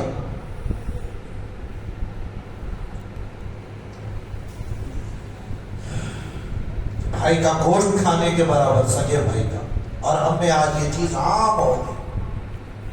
جہنم میں دکھایا گیا اللہ کے نبی کو خاص طبقہ ان لوگوں میں ہی ہے. پہلے میں بتایا کرتا ہوں اکثر پہلے یہ بیماری عورتوں میں ہوتی تھی اب مردوں میں ہو گئی. جہاں تو بیٹھے تیسرے کا تذکرہ ارے انہوں فنا ارے انہوں فنا. اسی لیے بہتر ہے جب ہم دو بیٹھا کریں تیسرے کا تذکرہ ہی نہ ہو اچھے سے بھی نہ ہو. اچھائی کا بھی تذکرہ نہیں کرنا پیچھے. نہیں تو کیا ہوتا اس کے بارے میں اچھا بولتے بولتے ارے یہ اچھا ہے بھائی مگر یہ وہی عادت ہے پھر غیبت شروع ہوتی. اسی لیے جس کی پیٹھ پیچھے ایسی بات بتانا جو اس کے اندر ہے وہی جائز نہیں ہے تو اس پہ تہمتیں باندھنا جو وہ نہیں کرا وہ بھی بول رہا. اللہ کے پاس ثابت کرنا پڑتا. پھر بہت سی باتیں تو ایسی ہوتی ہیں جو اس کے اندر نہیں ہوتی آپ بول رہے ہوتے ہیں. ارے یہ بھی کرا یہ بھی کرا. یہ آپ دیکھیں کیا بھائی پہلی بات تو آپ دیکھیں بھی تو آپ کو بولنے کا حق نہیں ہے. کیوں؟ اگر کوئی آدمی گناہ کر رہا ہے تو وہ گنہگار ہے. کس کا ہے؟ اللہ کا گنہگار ہے ہمارا گنہگار نہیں. کس کا گنہگار ہے؟ اللہ کا. جب اللہ سب جانتے ہوئے اس کی پکڑ نہیں کر رہے ہمارا آپ کا کیا مجال کہ ہم اس کی پکڑ کریں اس کے بارے میں کچھ بولے. اللہ کو نہیں معلوم ہے نا اگر کر رہا ہوگا تو سب معلوم اللہ کو. اللہ ہی نہیں پکڑ رہے تو ہم کون بھائی. اسی لیے کسی کے بارے میں کوئی تذکرہ نہیں ہونا دو لوگوں کے بیچ میں. اور بعض لوگوں کو دیکھا اللہ کے نبی نے پیٹ میں ایسا بڑا پیٹ بنا ہوا کمرے کے جتنا پیٹ ہو گیا اس میں اجدہے سانپ بھرے ہوئے. جبرائیل السلام سے پوچھا یہ کون لوگ ہیں جبرائیل؟ جبرائیل السلام نے فرمایا آپ کی امت کے یہ وہ لوگ ہیں جو سود کھاتے تھے. انٹرسٹ وڈی کا مال انٹرسٹ کا مال آج اتنا عام ہو گیا. انٹرسٹ کو برے نہیں سمجھا جا رہا. انٹرسٹ سود بڑا بھیانک اور گھنونا جرم.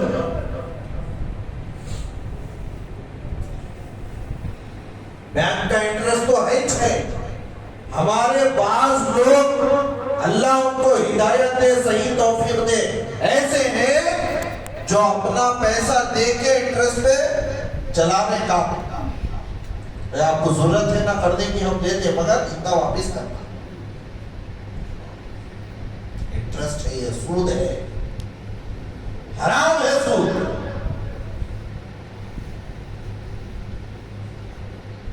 انتہا حد یہ ہے کہ سود کے روپیے ہزاروں کروڑوں تو چھوڑ دو.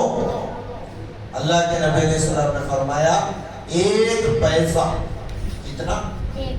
ایک پیسہ سنگل پینی ایک پیسہ سود کا لینا یا دینا یا اس کی کاروائی میں شامل ہونا لکھائی پڑھائی کرنا اس کے لیے گاڑی کے استعمال کر کے جا رہے وہ بھی یہ سارے لوگ سود کے گناہ میں برابر کے شریک ہیں. اور سب سے کم درجے کا گناہ سود میں کیا ہے معلوم؟ اپنی سگی ماں سے زنا کرنے کے برابر. کیا کوئی آدمی تصور کر سکتا ہے اس چیز کا؟ اپنی سگی ماں سے کوئی زنا کی بات سوچ سکتا کیا جی؟ کتنا بھیانک گناہ ہے وہ. سب سے ادنا درجے کا گناہ سود کے ایک پیسے میں اور ہم بنداز میرے آج کر دے رہے ہیں. لینا دینا دونوں برابر ہے.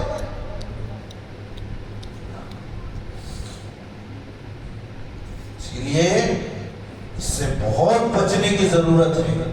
بھیانک جرم ہے. اللہ کے نبی نے فرمایا ان کے پیٹ ایسے کر دیے جائیں گے سود خوروں کے جیسے بڑا کمرہ ہو اور اس میں آگ بلکہ آگ نہیں اشتہے اور سانپ کھڑ دیے جائیں گے. بعض لوگوں کو دیکھا کہ ان کے ہونٹ آگ کی خیچیوں سے قطرے جا رہے ہیں. پوچھا گیا یہ کون لوگ ہیں ان کے آگ کے خیچیوں سے ہونٹ کیوں کاٹے جا رہے ہیں؟ تو اللہ کے نبی سے بتایا گیا کہ اے نبی کریم صلی اللہ علیہ وسلم ہؤلاء خطباء اہل دنیا، یہ دنیا کے بڑے بڑے خطیب لچھے دار بیان کرنے والے یأمرون الناس بالبر، لوگوں کو نیکیوں کی خوب دعوت دیتے تھے، قرآن پڑھتے تھے، اللہ کے احکامات جانتے تھے. وَيَنْسَوْنَ أَنفُسَهُمْ، لیکن اپنے آپ کو بھول گئے وہ عمل نہیں. وَهُمْ لَا يَعْلَمُونَ، خود اس پہ عمل نہیں کرتے.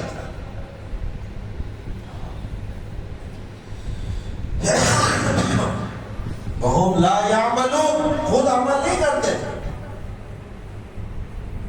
اسی لیے ہم زبانی جمع خرچ پہ نہیں رہنا. بول رہے عمل بھی کرنا. بول رہے تو اس کا یہ مطلب نہیں ہے کہ نہیں بول رہے تو عمل نہیں کر رہے تو بولنا بھی چھوڑ دینا. نہیں، اتنا بولو کہ دوسری بات بولتے ہوئے ہم کو شرم آنا. ارے میں نہیں کر رہا ہوں، میں کیسا بولوں؟ اس کا مطلب میرے کو کرنا ہے. نماز نہیں پڑھ رہے، لوگوں کو نماز کی دعوت دو. تھانوی رحمۃ اللہ علیہ نے اپنی کتاب میں یہ بات لکھی ہے، اگر کسی عمل کو میں اپنے اندر زندہ کرنا چاہتا ہوں تو اس کی دعوت دینا شروع کر دیتا ہوں. پھر اس کی برکت یہ ہوتی ہے کہ اس کو دعوت دینے کی برکت سے اللہ میری زندگی میں وہ عمل ڈال دیتا ہوں. کتنی مرتبہ بولیں گے ہم بھائی نماز پڑھو نماز پڑھو نماز پڑھو نماز پڑھو، اتنا بول رہے ہیں. خود کو شرم آتی ہے ایک دن، ارے بھائی اتنا بول رہا ہوں، میں خود نہیں پڑھا تو کیسا نہیں بول کے کیا ہوتا ہے پھر نماز پہ آ جاتا. پھر بعض لوگوں کو دیکھا جن کے سر بڑے بڑے پتھروں سے کچلے جا رہے ہیں، خون فواروں کے جیسا سروں سے پھٹ رہا، رس رہا، پھر تھوڑی دیر میں سر جیسے کا ویسے ہی ہو جا رہا. اذیت ناک تکلیف پہنچ گئی. پوچھا جبرائیل علیہ السلام سے یہ کون لوگ ہیں؟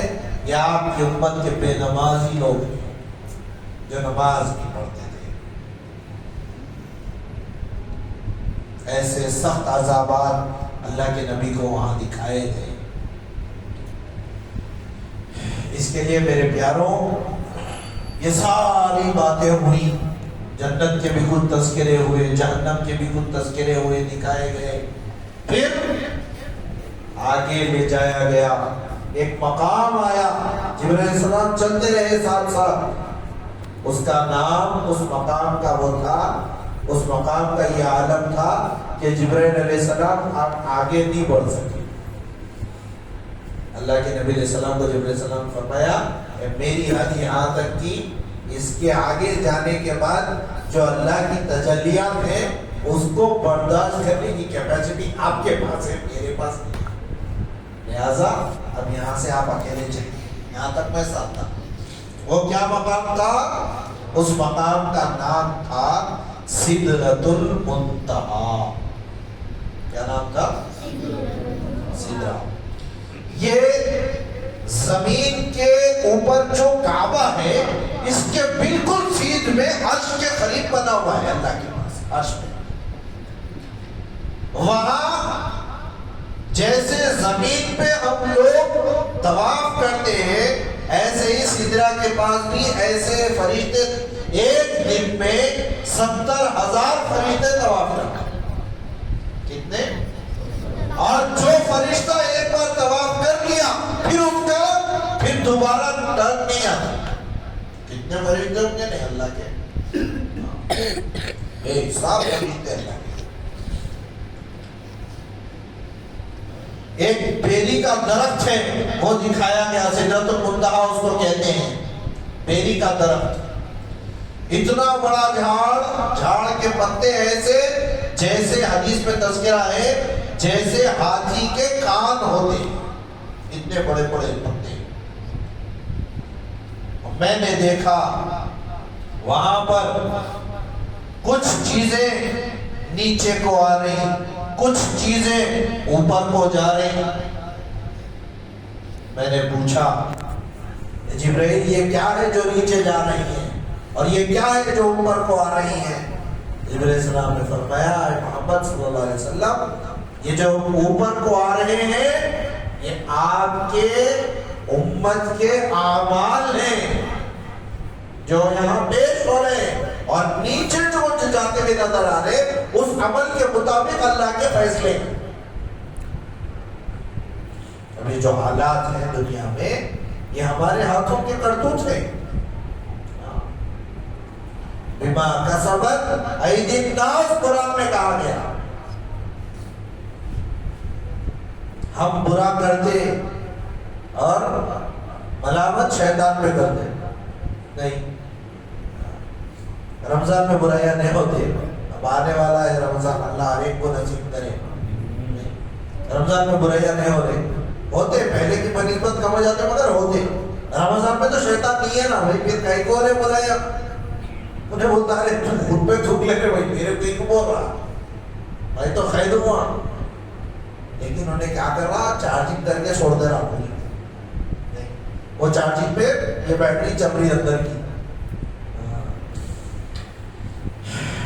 پھر وہاں جانے کے بعد اللہ کے ساتھ اتنا قرب ہوا، ثم دنا فتدلى، قرآن نے اس کا منظر کھینچا ہے کہ وہ دونوں اللہ اور اللہ کے نبی صلی اللہ علیہ وسلم قریب ہوتے گئے، اتنے قریب ہو گئے فَكَانَ قَابَ قَوْسَيْنِ أَوْ أَدْنَىٰ، اتنے قریب ہو گئے جیسے تیرکش کی دو کمانیں ایک دوسرے سے قربت اختیار کر جاتی ہیں۔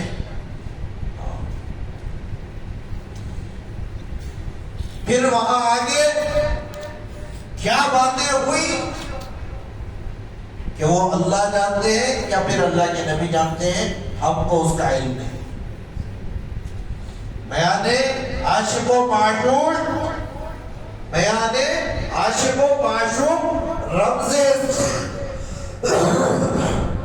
کرامن کاتبین ہم خبر میں لکھا ہے شاید کہ عاشق اور معشوق، اللہ عاشق ہے، اللہ کے نبی علیہ السلام معشوق ہیں، کہ ان دونوں کے درمیان جو بات چیت ہوئی وہ یا تو اللہ جانتے ہیں یا حضور صلی اللہ علیہ وسلم جانتے ہیں، ہم کو اس کی خبر نہیں معلوم کیا بات ہے۔ پھر وہاں سے اللہ کے نبی علیہ السلام کو نماز کا تحفہ دیا گیا گفٹ کے طور پہ، اتنے اونچی جگہ بلائے، اور دنیا کا رواج ہے کوئی بادشاہ اپنے در پہ بلاتا ہے تو خالی ہاتھ نہیں بھیجتا، کچھ نہ کچھ گفٹ دے کے بھیجتا ہے۔ اللہ نے بھی حضور کو عرش پہ بلایا تو گفٹ دے کے بھیجا، وہ گفٹ کیا ہے؟ نماز۔ اس کا مقام سمجھنا ہے یہ کیا چیز ہوگی جس کو اللہ نے دنیا میں نہیں کیا، عرش پہ بلا کے دیا، اتنی اونچی چیز جس دور میں آ جاؤ آسانی سے چھوڑ دیتے نہیں۔ میں بھی چھوڑتا ہوں، سب چھوڑ دیں، نماز عام ہو گئی چھوڑنا، اللہ مجھے بھی عمل کی توفیق دے، آپ کو بھی دے۔ اب پھر بات ختم کر رہا ہوں، معراج کے سفر کی انتہا وہاں پر ہو گئی، واپس آ رہے تھے، کتنے نمازاں دیے گفٹ کے طور پہ؟ 50 نہیں، پہلے کتنے دیے؟ 50 نمازاں دیے، کتنے؟ 50 لے کے آ رہے، 50 نمازاں۔ رستے میں ایک نبی ملے، کون سے نبی ملے؟ ہاں، موسیٰ علیہ السلام ملے۔ یا رسول اللہ صلی اللہ علیہ وسلم کیا گفٹ ملا اللہ کی طرف سے؟ حضور نے کہا اللہ نے میری امت کو 50 نمازیں دی۔ موسیٰ علیہ السلام بولے آپ کی امت نہیں پڑھ سکے گی، مجھے ڈر ہے، مجھے ڈر ہے، 50 نمازیں نہیں پڑھ سکے گی، کچھ کم کروائیے، جائیے۔ اچھا ٹھیک ہے، گئے اللہ کے پاس، اے اللہ کچھ رعایت 50 میں نہیں؟ ہاں کچھ رعایت ہو سکتی کیا؟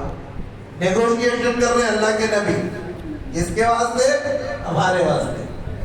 اللہ سے نیگوشیشن کر، اللہ پر کچھ کم کر سکتے کیا؟ اچھا ٹھیک ہے، چلو آپ کی زبان ہے، اب خالی نہیں کریں گے، 5 کر دو، کم کر دو۔ کتنی ہو گئی؟ 45۔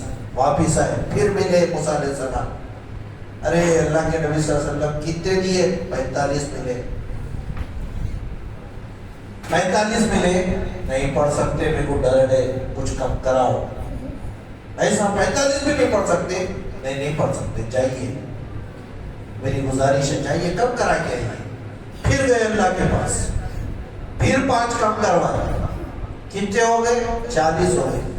پھر آئے، پھر 5 کم کرواؤ، پھر کم کرواؤ، ہوتے ہوتے ہوتے یہ ہو گیا کہ 5 نمازوں پہ آ گئی بات۔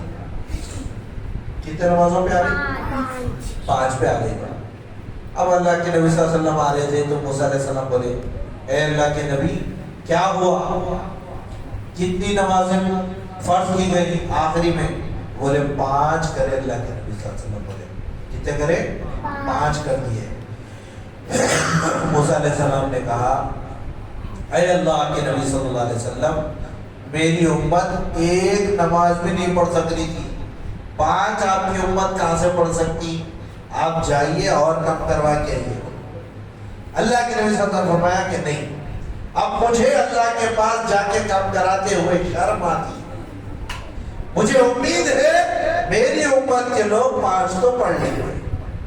اب دیکھو اللہ کے نبی ہم سے امید رکھے، چاہتے تو وہ بھی کم کرا سکتے تھے نا، لیکن ایک امید باقی رکھے، اور ہم بدبخت تھے کہ اللہ کے نبی کی اس امید کو بھی پورا نہیں کر سکتے۔ ارے جو ہم پہ احسان کرا، ہم اس کے واسطے کیا نہیں کرتے؟ بولو جی، مشکل وقت ہے، کھانے کو کھانا نہیں ہے، پینے کو پانی نہیں ہے، اسکول کو پیسے دینے، فیس کو پیسے نہیں ہے، نہیں رہنے کو گھر نہیں ہے۔ ایک آدمی آیا، حالت پہ طرز کھا کے کچھ پیسے دے دیا، کھانا دے دیا، چھوٹی سی چھت ڈال کے دے دیا، اسکول کی فیس بھر دیا۔ کیا کرتے آپ؟ اس کے پیر پڑنا باقی رہ جاتا، بھائی آپ میرے اوپر کتنا بڑا احسان کریں۔ اور پھر کبھی آگے چل کے انہیں کچھ آپ سے پوچھا، آپ منع کر سکتے؟ منع کر سکتے کیا جی؟ کیا بولتے آپ کے دل میں خود بات آتی ہے، میرے واسطے کیا نہیں کرائے گی، کیسے وقت میں میری مدد کرا، کیسے حالات تھے میرے، انہیں میرے واسطے اتنا سب کچھ کرا، تو میں اس کے لیے ایک کام نہیں کر سکتا؟ انہیں بولا سو تو میرے پیاروں، اللہ کے نبی سے بڑا احسان ہم پہ کیا نہیں ہوگا؟ کیا ہوگا بتاؤ؟ کیا نہیں کرے ہمارے لیے؟ بھوکے رہے، پیاسے رہے، مشقتیں برداشت کرے، جتنا نہیں تکلیفیں میں بتایا اس سے پہلے آپ کو، سب برداشت کرے۔ دیکھو ایک مالدار آدمی ہے، اس کے پاس خوب پیسہ ہے، اس کے باوجود اگر اللہ کا اس کو حکم ملا کہ تم پیسہ استعمال نہیں کر سکتے، اب اگر وہ پیسے کا اللہ کے حکم پہ استعمال نہ کرے تو ثواب اس کو زیادہ ملے گا، یا ایک فقیر ہے جس کے پاس کچھ بھی نہیں ہے، اس کو اللہ بول رہے اگر ایک کیس اللہ یہ بولے کہ تم پیسہ استعمال نہیں کرنا، تو ثواب کس کو زیادہ ملے گا عمل کرنے پہ؟ بولو نا جی، ہاں؟ غریب کو کہے گا ثواب، اس کے بعد ایسے تو کیا ثواب کمائے گا؟ اس کے بعد ویسا بھی نہیں ہے، اس کو ثواب ملے گا جو سب کچھ رکھتے ہوئے پہ بھی اللہ کے حکم پہ رک گیا۔ نہیں، ہاں، تو اللہ کے نبی صلی اللہ علیہ وسلم کے ساتھ جو حالات تھے نا، وہ اللہ کے نبی کے اختیاری تھے، غیر اختیاری نہیں تھے۔ خود آپ علیہ الصلوۃ والسلام اپنے جانتے بوجھتے حالات باقی رکھے۔ اللہ کے نبی چاہتے تو یہ جو بہت کے پہاڑ ہے، اس کے بارے میں ہے روایتوں میں بات ملتی ہے کہ اگر اللہ کا حکم ہوا کہ اگر میں چاہتا تو یہ پہاڑ تمہارے لیے سونے کا کر دیتا، سونے چاندی کا پہاڑ چاہتے تو کر سکتے تھے، لیکن فاقے میں رہنا پسند کیے. عالی شان زندگی گزار سکتے تھے، 3 ٹائم 5 ٹائم کھا سکتے تھے، 6 ٹائم کھا سکتے تھے، لیکن فقر و فاقے کا عالم یہ تھا کہ پیٹ پہ 3 پتھر باندھ کے فقیری میں گزارا کریں. برداشت کیے. چاہتے تو اللہ سے مانگ لیتے، کیوں؟ ان کے صدقے میں دنیا بنی. دنیا کی کیا حیثیت ان کے سامنے؟ جسم پہ لباس نہیں ہوتا تھا، کامل لباس پہننا نصیب نہیں ہوتا تھا. چاہتے تو عالی شان لباس بنا کے پہن سکتے تھے. یہ فقر و فاقہ اللہ کے نبی کا خود اختیاری تھا. ہمارے لوگوں کا، امت کے غریبوں کا خیال کیا اللہ کے نبی نے. اگر میں عیش و عشرت میں زندگی گزار کے چلے گیا تو میری امت کے غریب کیا سوچیں گے؟ نبی تو عیش میں گزر گئے، ہمیں فاقے میں چھوڑ گئے. وہ مثال قائم کر کے گیا ہمارا نبی. میں سب کچھ ہوتے ہوئے اپنی امت کے فقیروں کے جیسا رہنا پسند کرتا تھا. حدیث میں ہے اللہ کے نبی کو غلاموں کی طرح جینا پسند تھا. کھانا کھاتے تو غلاموں کی طرح بیٹھتے تھے. ذہنی غلامی نہیں بول رہا ہوں میں، جسمانی غلامی کی بات کر رہا ہوں. جسمانی اعتبار سے اللہ کے نبی صلی اللہ علیہ وسلم کے بارے میں ہے کھانا کھانے بیٹھتے ایسے کھاتے جیسے غریب کھاتا، غلام کھاتا ہے.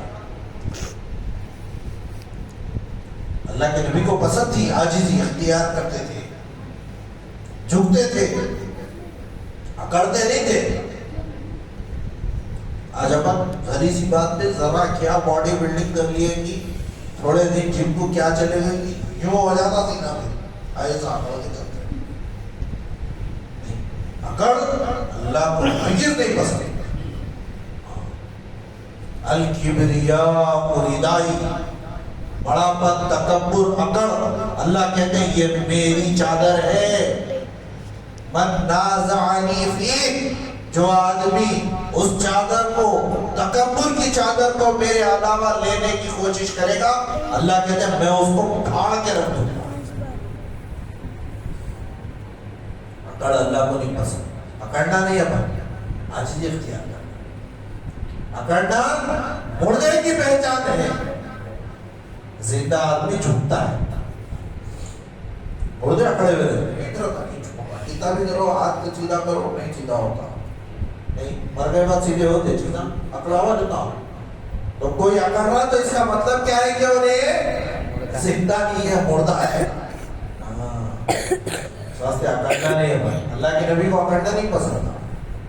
پھر وہاں سے واپس ہی ہوئی، اللہ کے نبی آئے واپس. ابتدا کعبۃ اللہ سے، انتہا کعبۃ اللہ پر. سفر ختم ہوا.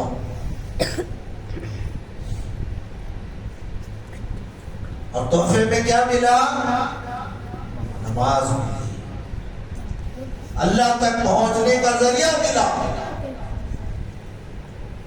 یہ چیزیں معراج کی یاد رکھنے کی ہے.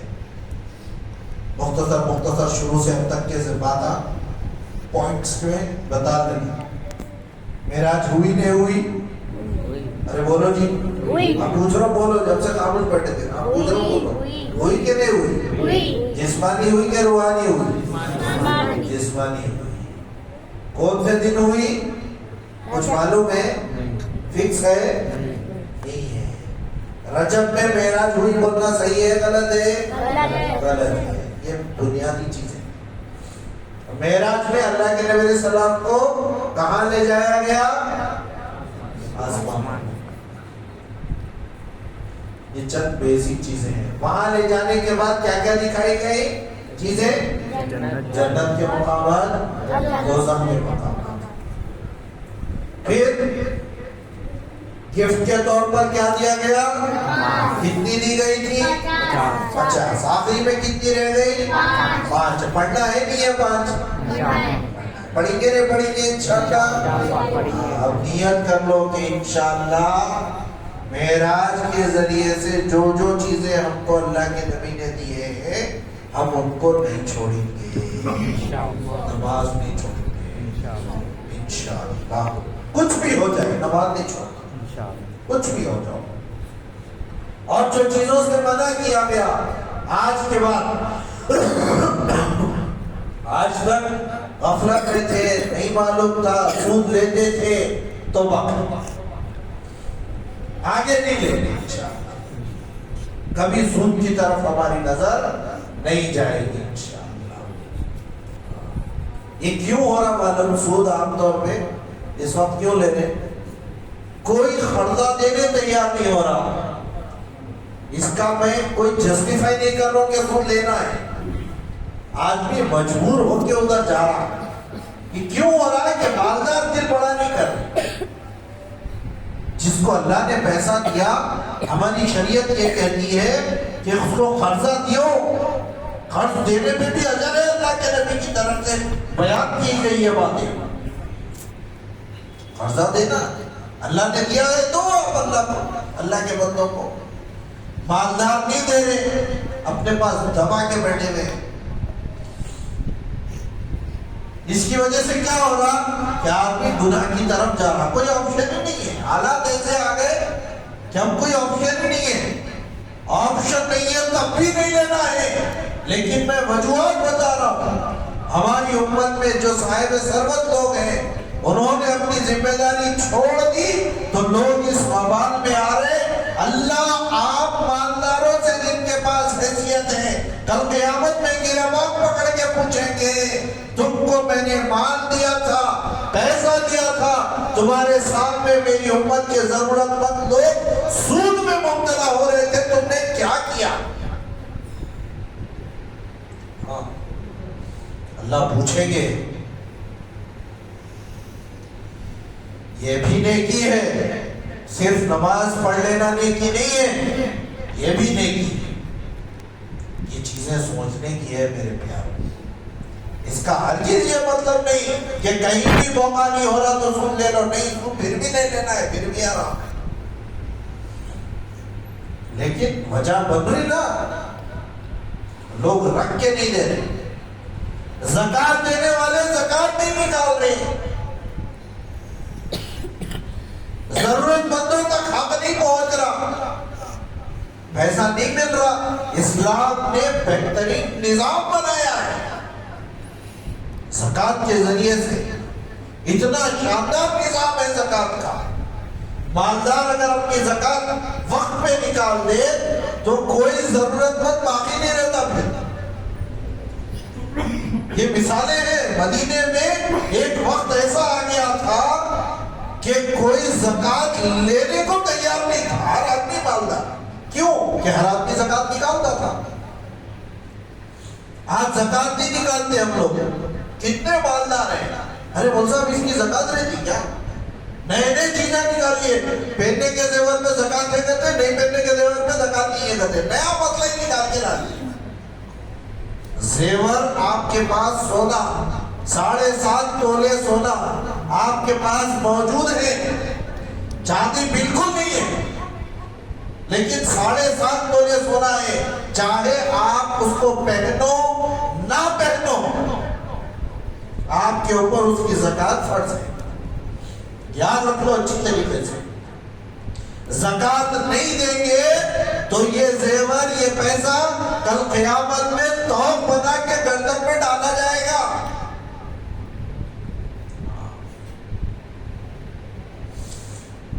7.5 تولے سے کم سونا ہے، ساتھ میں 1 تولہ چاندی بھی ہے. اس وقت سونے کی قیمت اتنی زیادہ ہے کہ 7 تولہ سونا اور 52.5 تولے چاندی کا نہیں. 1 چاندی بھی 1 تولہ چاندی بھی اگر ملا لیے دونوں کو تو پھر زکات فرض ہو جاتا ہے.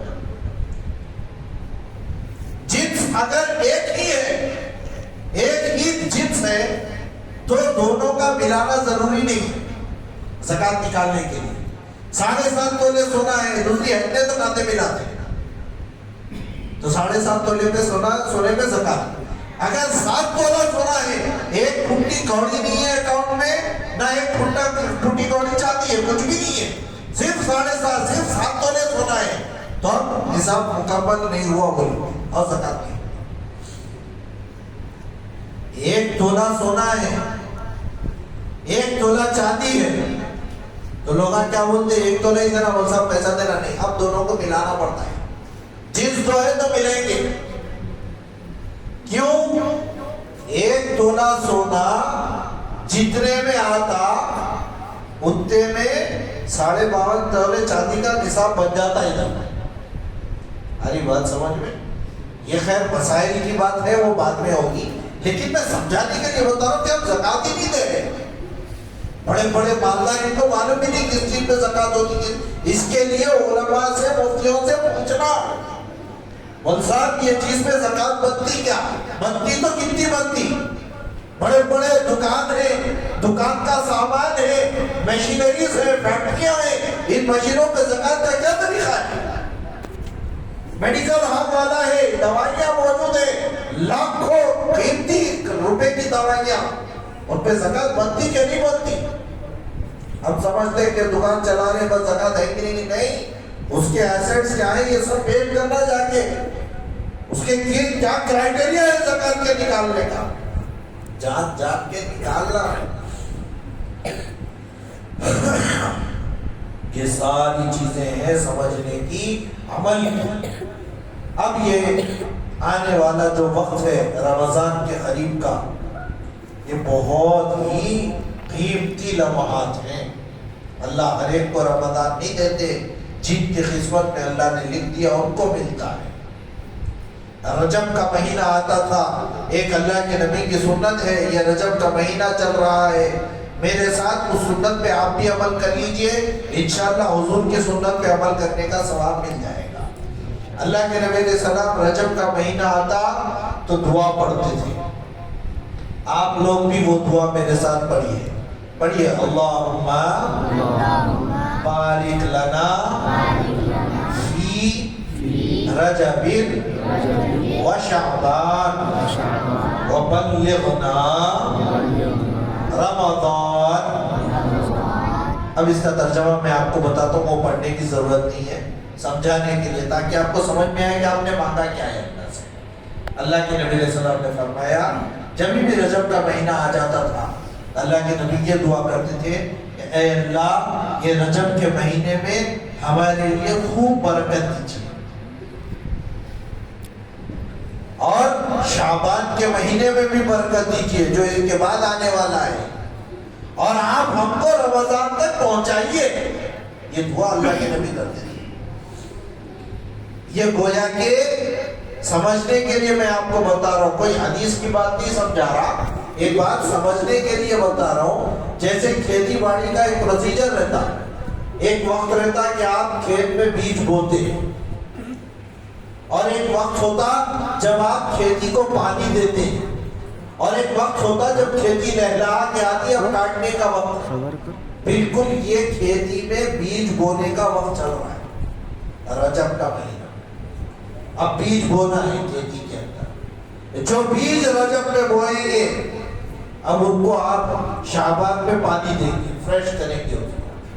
پھر کیا ہوگا کہ وہ نیکی بن کے اگے گی, رمضان میں اس کو کاٹا جائے گا, اجر بڑھے گا.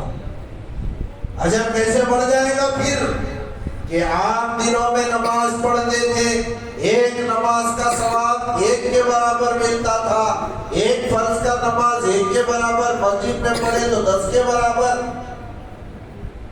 وہی اجر رمضان میں کیا ہو جاتا کہ جو نماز 1 درجے کی تھی وہ اب کتنے کی ہو گئی رمضان میں؟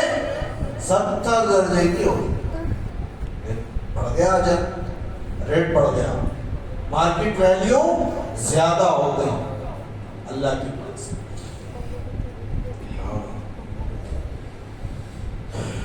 یہ رمضان کے مہینے سے پہلے تیاری کرنے کا موقع ہے. اب تیاری میں کیا شامل ہے؟ رمضان کی تیاری میں اپنے آپ کو اندر سے پاکیزہ بنانا. جتنے سوشل میڈیا پلیٹ فارمز ہیں سب کو ہم خدا حافظ بول دینا. کیوں؟ جو دیکھیں گے اس کا اثر دل میں آئے گا، لازمی آئے گا. اچھا دیکھو گے، اچھا بولو گے، دل اچھا سوچے گا، اچھے جذبات پیدا ہوں گے، پازیٹیو وائبس آئیں گی اندر سے. گندا دیکھیں گے، گندا سوچیں گے، نیگیٹو وائبس آئیں گی. حرام کھائیں گے، حرام سوچنے پہ مبتلا ہونے. حلال کھائیں گے، پاکیزہ کھائیں گے، حلال سوچ ذہنوں میں آئے گی. اچھا سوچنا ہے. یہ فون جو سوشل میڈیا کے ذریعے سے ہم تک پہنچانے کا آلہ بنا ہوا ہے، یہ ہماری آخرت اجاڑ کے رکھ دے رہا. نہیں چاہتے ہوئے حرام چیزیں آ جا رہی آنکھوں کے سامنے، نہیں چاہے تو بھی آ جا رہا آنکھوں کے سامنے. نہیں، اس کے لیے کیا کرنا ہے کہ اب اپنے آپ کو اللہ کی طرف راغب کرنا. سال بھر اللہ کی نافرمانی کرے، اب اللہ کی طرف بڑھنا. ویسے ہمیشہ اللہ کی طرف بڑھنا ہے، لیکن یہ خاص طور پہ موقع ہے. سیزن میں اگر تاجر نہیں کمایا تو لوگ اس تاجر کو بیوقوف بولتے ہیں. آم کا سیزن ہے، بہترین آم کے باغ ہے آپ کے پاس، اس کے باوجود اور آم کا ریٹ بڑا ہوا ہے مارکیٹ میں. فار ایگزامپل ایک آم دنوں میں 10 روپے میں بکتا تھا، تو اب ڈیمانڈ کا ٹائم آ گیا، وہی آم 100 روپے میں بک رہا. آپ کے پاس پورا باغ موجود ہے اور آپ نہیں بیچ رہے، تو آپ عقل مند شمار ہوں گے کہ بیوقوف شمار ہوں گے؟ بیوقوف شمار ہوں گے لوگوں کی نظروں. بالکل ایسے ہی اب نیکیوں کا موسم ہے، سیزن آ رہا ہے، اللہ ریٹ بڑھا رہے. 1 کے 70 ملنے والے ہیں، اگر اس کے باوجود ہم نے اللہ سے نیکی کا سودا نہیں کیا تو پھر ہم بھی اللہ کی نظروں میں بے وقوف شمار ہو جائیں. اللہ کے ساتھ معاملہ کرنا، اس کے ساتھ اللہ کے ساتھ اچھائی کا معاملہ، اللہ کی طرف بڑھنا. اب تک جو گناہ ہو گئے اس پہ اللہ کے سامنے رونا، ابھی سے تیاری کرنا، قرآن کی طرف توجہ ہو. ہم میں سے کتنے لوگ ایسے ہیں جو سچے دل سے ہاتھ رکھ کے دل پہ گئے، یہ سوچ لیں کہ کتنا وقت ہوا میں نے اللہ کے کلام کو ہاتھ نہیں لگایا. موبائل میں فیس بک کا اپلیکیشن، انسٹاگرام کا اپلیکیشن، واٹس ایپ کا اپلیکیشن دن میں 25 بار کھولتے اللہ کا کلام. حالانکہ وہ جو اپلیکیشن ہے سراسر جھوٹ، کبھی سچ کبھی جھوٹ، یہ ساری چیزیں ملاوٹ کی ہوتی ہیں. اللہ کے کلام میں کوئی ملاوٹ ہے؟ کوئی ملاوٹ نہیں. لا ریب فیہ، شک کی گنجائش نہیں، شک تو دور کی بات. ایسے پاکیزہ کلام کو ہم نے کب سے ہاتھ نہیں لگایا. ہمارے اللہ سے ہمارا کیا معاملہ ہوا؟ ہم کتنے اللہ کے قریب گئے؟ اللہ ہمارے انتظار میں بیٹھا ہوا ہے. ہاں، اللہ انتظار میں ہے. ہم یہ سمجھتے ہیں کہ ہم تو گنہگار ہیں بھائی، ہم اللہ کی طرف بڑھیں گے، اللہ ہماری طرف آتے ہی نہیں کہ نہیں، ایسا نہیں ہے. من تقرب الی بکرا، اللہ کے نبی علیہ السلام کی حدیث ہے، لفظ پورا میرے ذہن میں اس وقت نہیں آ رہا، ترجمہ جس کا میں آپ کو مفہوم سمجھاتا ہوں. جو میری طرف ایک بارش چل کے آتا ہے، تقربت الیہ بعیرا، ہاں یہ لفظ ہے، میں اس کی طرف، من تقرب الیہ شبرا تقربت الیہ بعیرا، تم میری طرف چل کے ایک بارش لاؤ، اللہ کہہ رہے میں تمہاری طرف ایک ہاتھ بڑھ کے آتا ہوں. ضرورت کس کو؟ ہم کو کیا اللہ کا؟ اس کو جی اللہ کو ضرورت ہے، ہماری نہیں. پھر بھی اللہ کیا کہہ رہے کہ تم اللہ کی طرف بڑھو، ایک بارش، اللہ ایک ہاتھ بڑھ رہے. اور پھر آگے کہہ رہے تم اگر من تقرب الیہ، جو میری طرف چل کے آگے بڑھے گا، تقربت الیہ ہرولہ، تم چل کے آؤ میں تمہاری طرف دوڑ کے آتا ہوں. کتنی بڑی بات. اللہ اتنا انتظار میں ہے ہمارے. آ جا میرے بندے, آ جا, آ جا. جو ہو گیا چھوڑ دے. بازا بازا زانچے کرتی بازا ای در گہے ما در گہے نومیدی نیز سن بار توبہ کرتی ورش کستی بازا. اے ہمارے بندے آ جا ہماری طرف. بار بار توبہ کیا. ہماری یہ بارگاہ اللہ کہتے ہیں نا امیدی کی بارگاہ نہیں ہے. شاید کہہ رہے ہیں اللہ کی ترجمانی کر رہا ہے. ہماری یہ بارگاہ نا امیدی کی نہیں ہے. 100 بار توبہ کر دی, تو نے 100 مرتبہ توبہ کی ہے. اگر ورش کی تھی اس کے باوجود تو نے اس کو توڑ دیا, پھر بھی ہماری طرف آ جا. اللہ کہہ رہا ہے. اللہ ہمارے حسن سلوک پر, اللہ کے قریب آنے پہ بہت خوش ہوتا ہے. اللہ کو خوش کرنا ہے نہیں ہے. میرے پیارو, یہ وقت اب جو رمضان کا آنے والا ہے اللہ کی طرف لپکنے کا ہے. نہیں معلوم پھر اگلا رمضان ملے گا کہ نہیں ملے گا, اگلا موقع آئے گا. ہم خود رمضان تک پہنچیں گے نہیں پہنچیں گے یہ بھی نہیں معلوم. ابھی تو قریب 1-1.5 مہینے کا وقت باقی ہے. اللہ کرے 2 مہینے کا وقت آپ کو اللہ پہنچا دے اپنے کرم سے. اللہ ہمیں رمضان دے دے تاکہ ہم اپنی نیکیاں کما لیں, ہمارے گناہ دھلوا لیں. ویسے گناہ ہمیشہ دھلتے ہیں, اس کے لیے رمضان تک انتظار کرنے کی ضرورت نہیں ہے. اس کے لیے تو بس ایک سچے دل سے توبہ کی ضرورت ہے. آنسوؤں کا ایک قطرہ جو اللہ کے لیے معافی کی طلب میں آپ نے بہایا, آپ کے گناہوں کے سمندر کو بجھا دے گا. اللہ کو جنت دوزخ رکھنے, جنت رکھنے کے, جنت کے اونچے درجے رکھنے کے, نیکیاں رکھنے کی کیا کرنا ہے؟ اللہ کو ضرورت ہے کیا ان کی؟ اللہ تو بے نیاز بادشاہ ہے. ضرورت کس کو ہے؟ ہم کو ضرورت ہے. اللہ ہم سے بہت محبت کرتے ہیں, بے پناہ محبت. یہ محبت ہی تو ہے کہ بہانہ بنا کر کے اللہ ہم کو نیکیاں بڑھاتے رہتے ہیں. رمضان دے دیا, جاؤ تمہارے نیکیوں میں اضافہ کر دو. بہانہ ہے یہ محبت کی علامت ہے. اس کے لیے میرے پیاروں, یہ وقت ضائع کرنا اب بند کرنا. اب تک جو ہو گیا توبہ کرنا. آگے کا وقت بہت قیمتی ہے. اللہ سے دعائیں کرتے رہنا, رمضان مانگنا اور رمضان کو کلیم کرنا سیکھنا.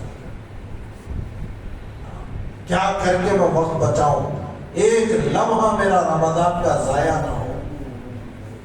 کیسے کر کے میں اللہ سے نیکیاں لیتے جاؤں, اس کی فکر کرنا. یہ موقع یہی سوچنے کا, سمجھنے کا ہے. کریں گے انشاءاللہ. اللہ کرے مجھے آپ کو ساری امت کو اللہ کہنے سننے سے زیادہ عمل کی توفیق دے. کیا بھائی دعا کر لینا ہے؟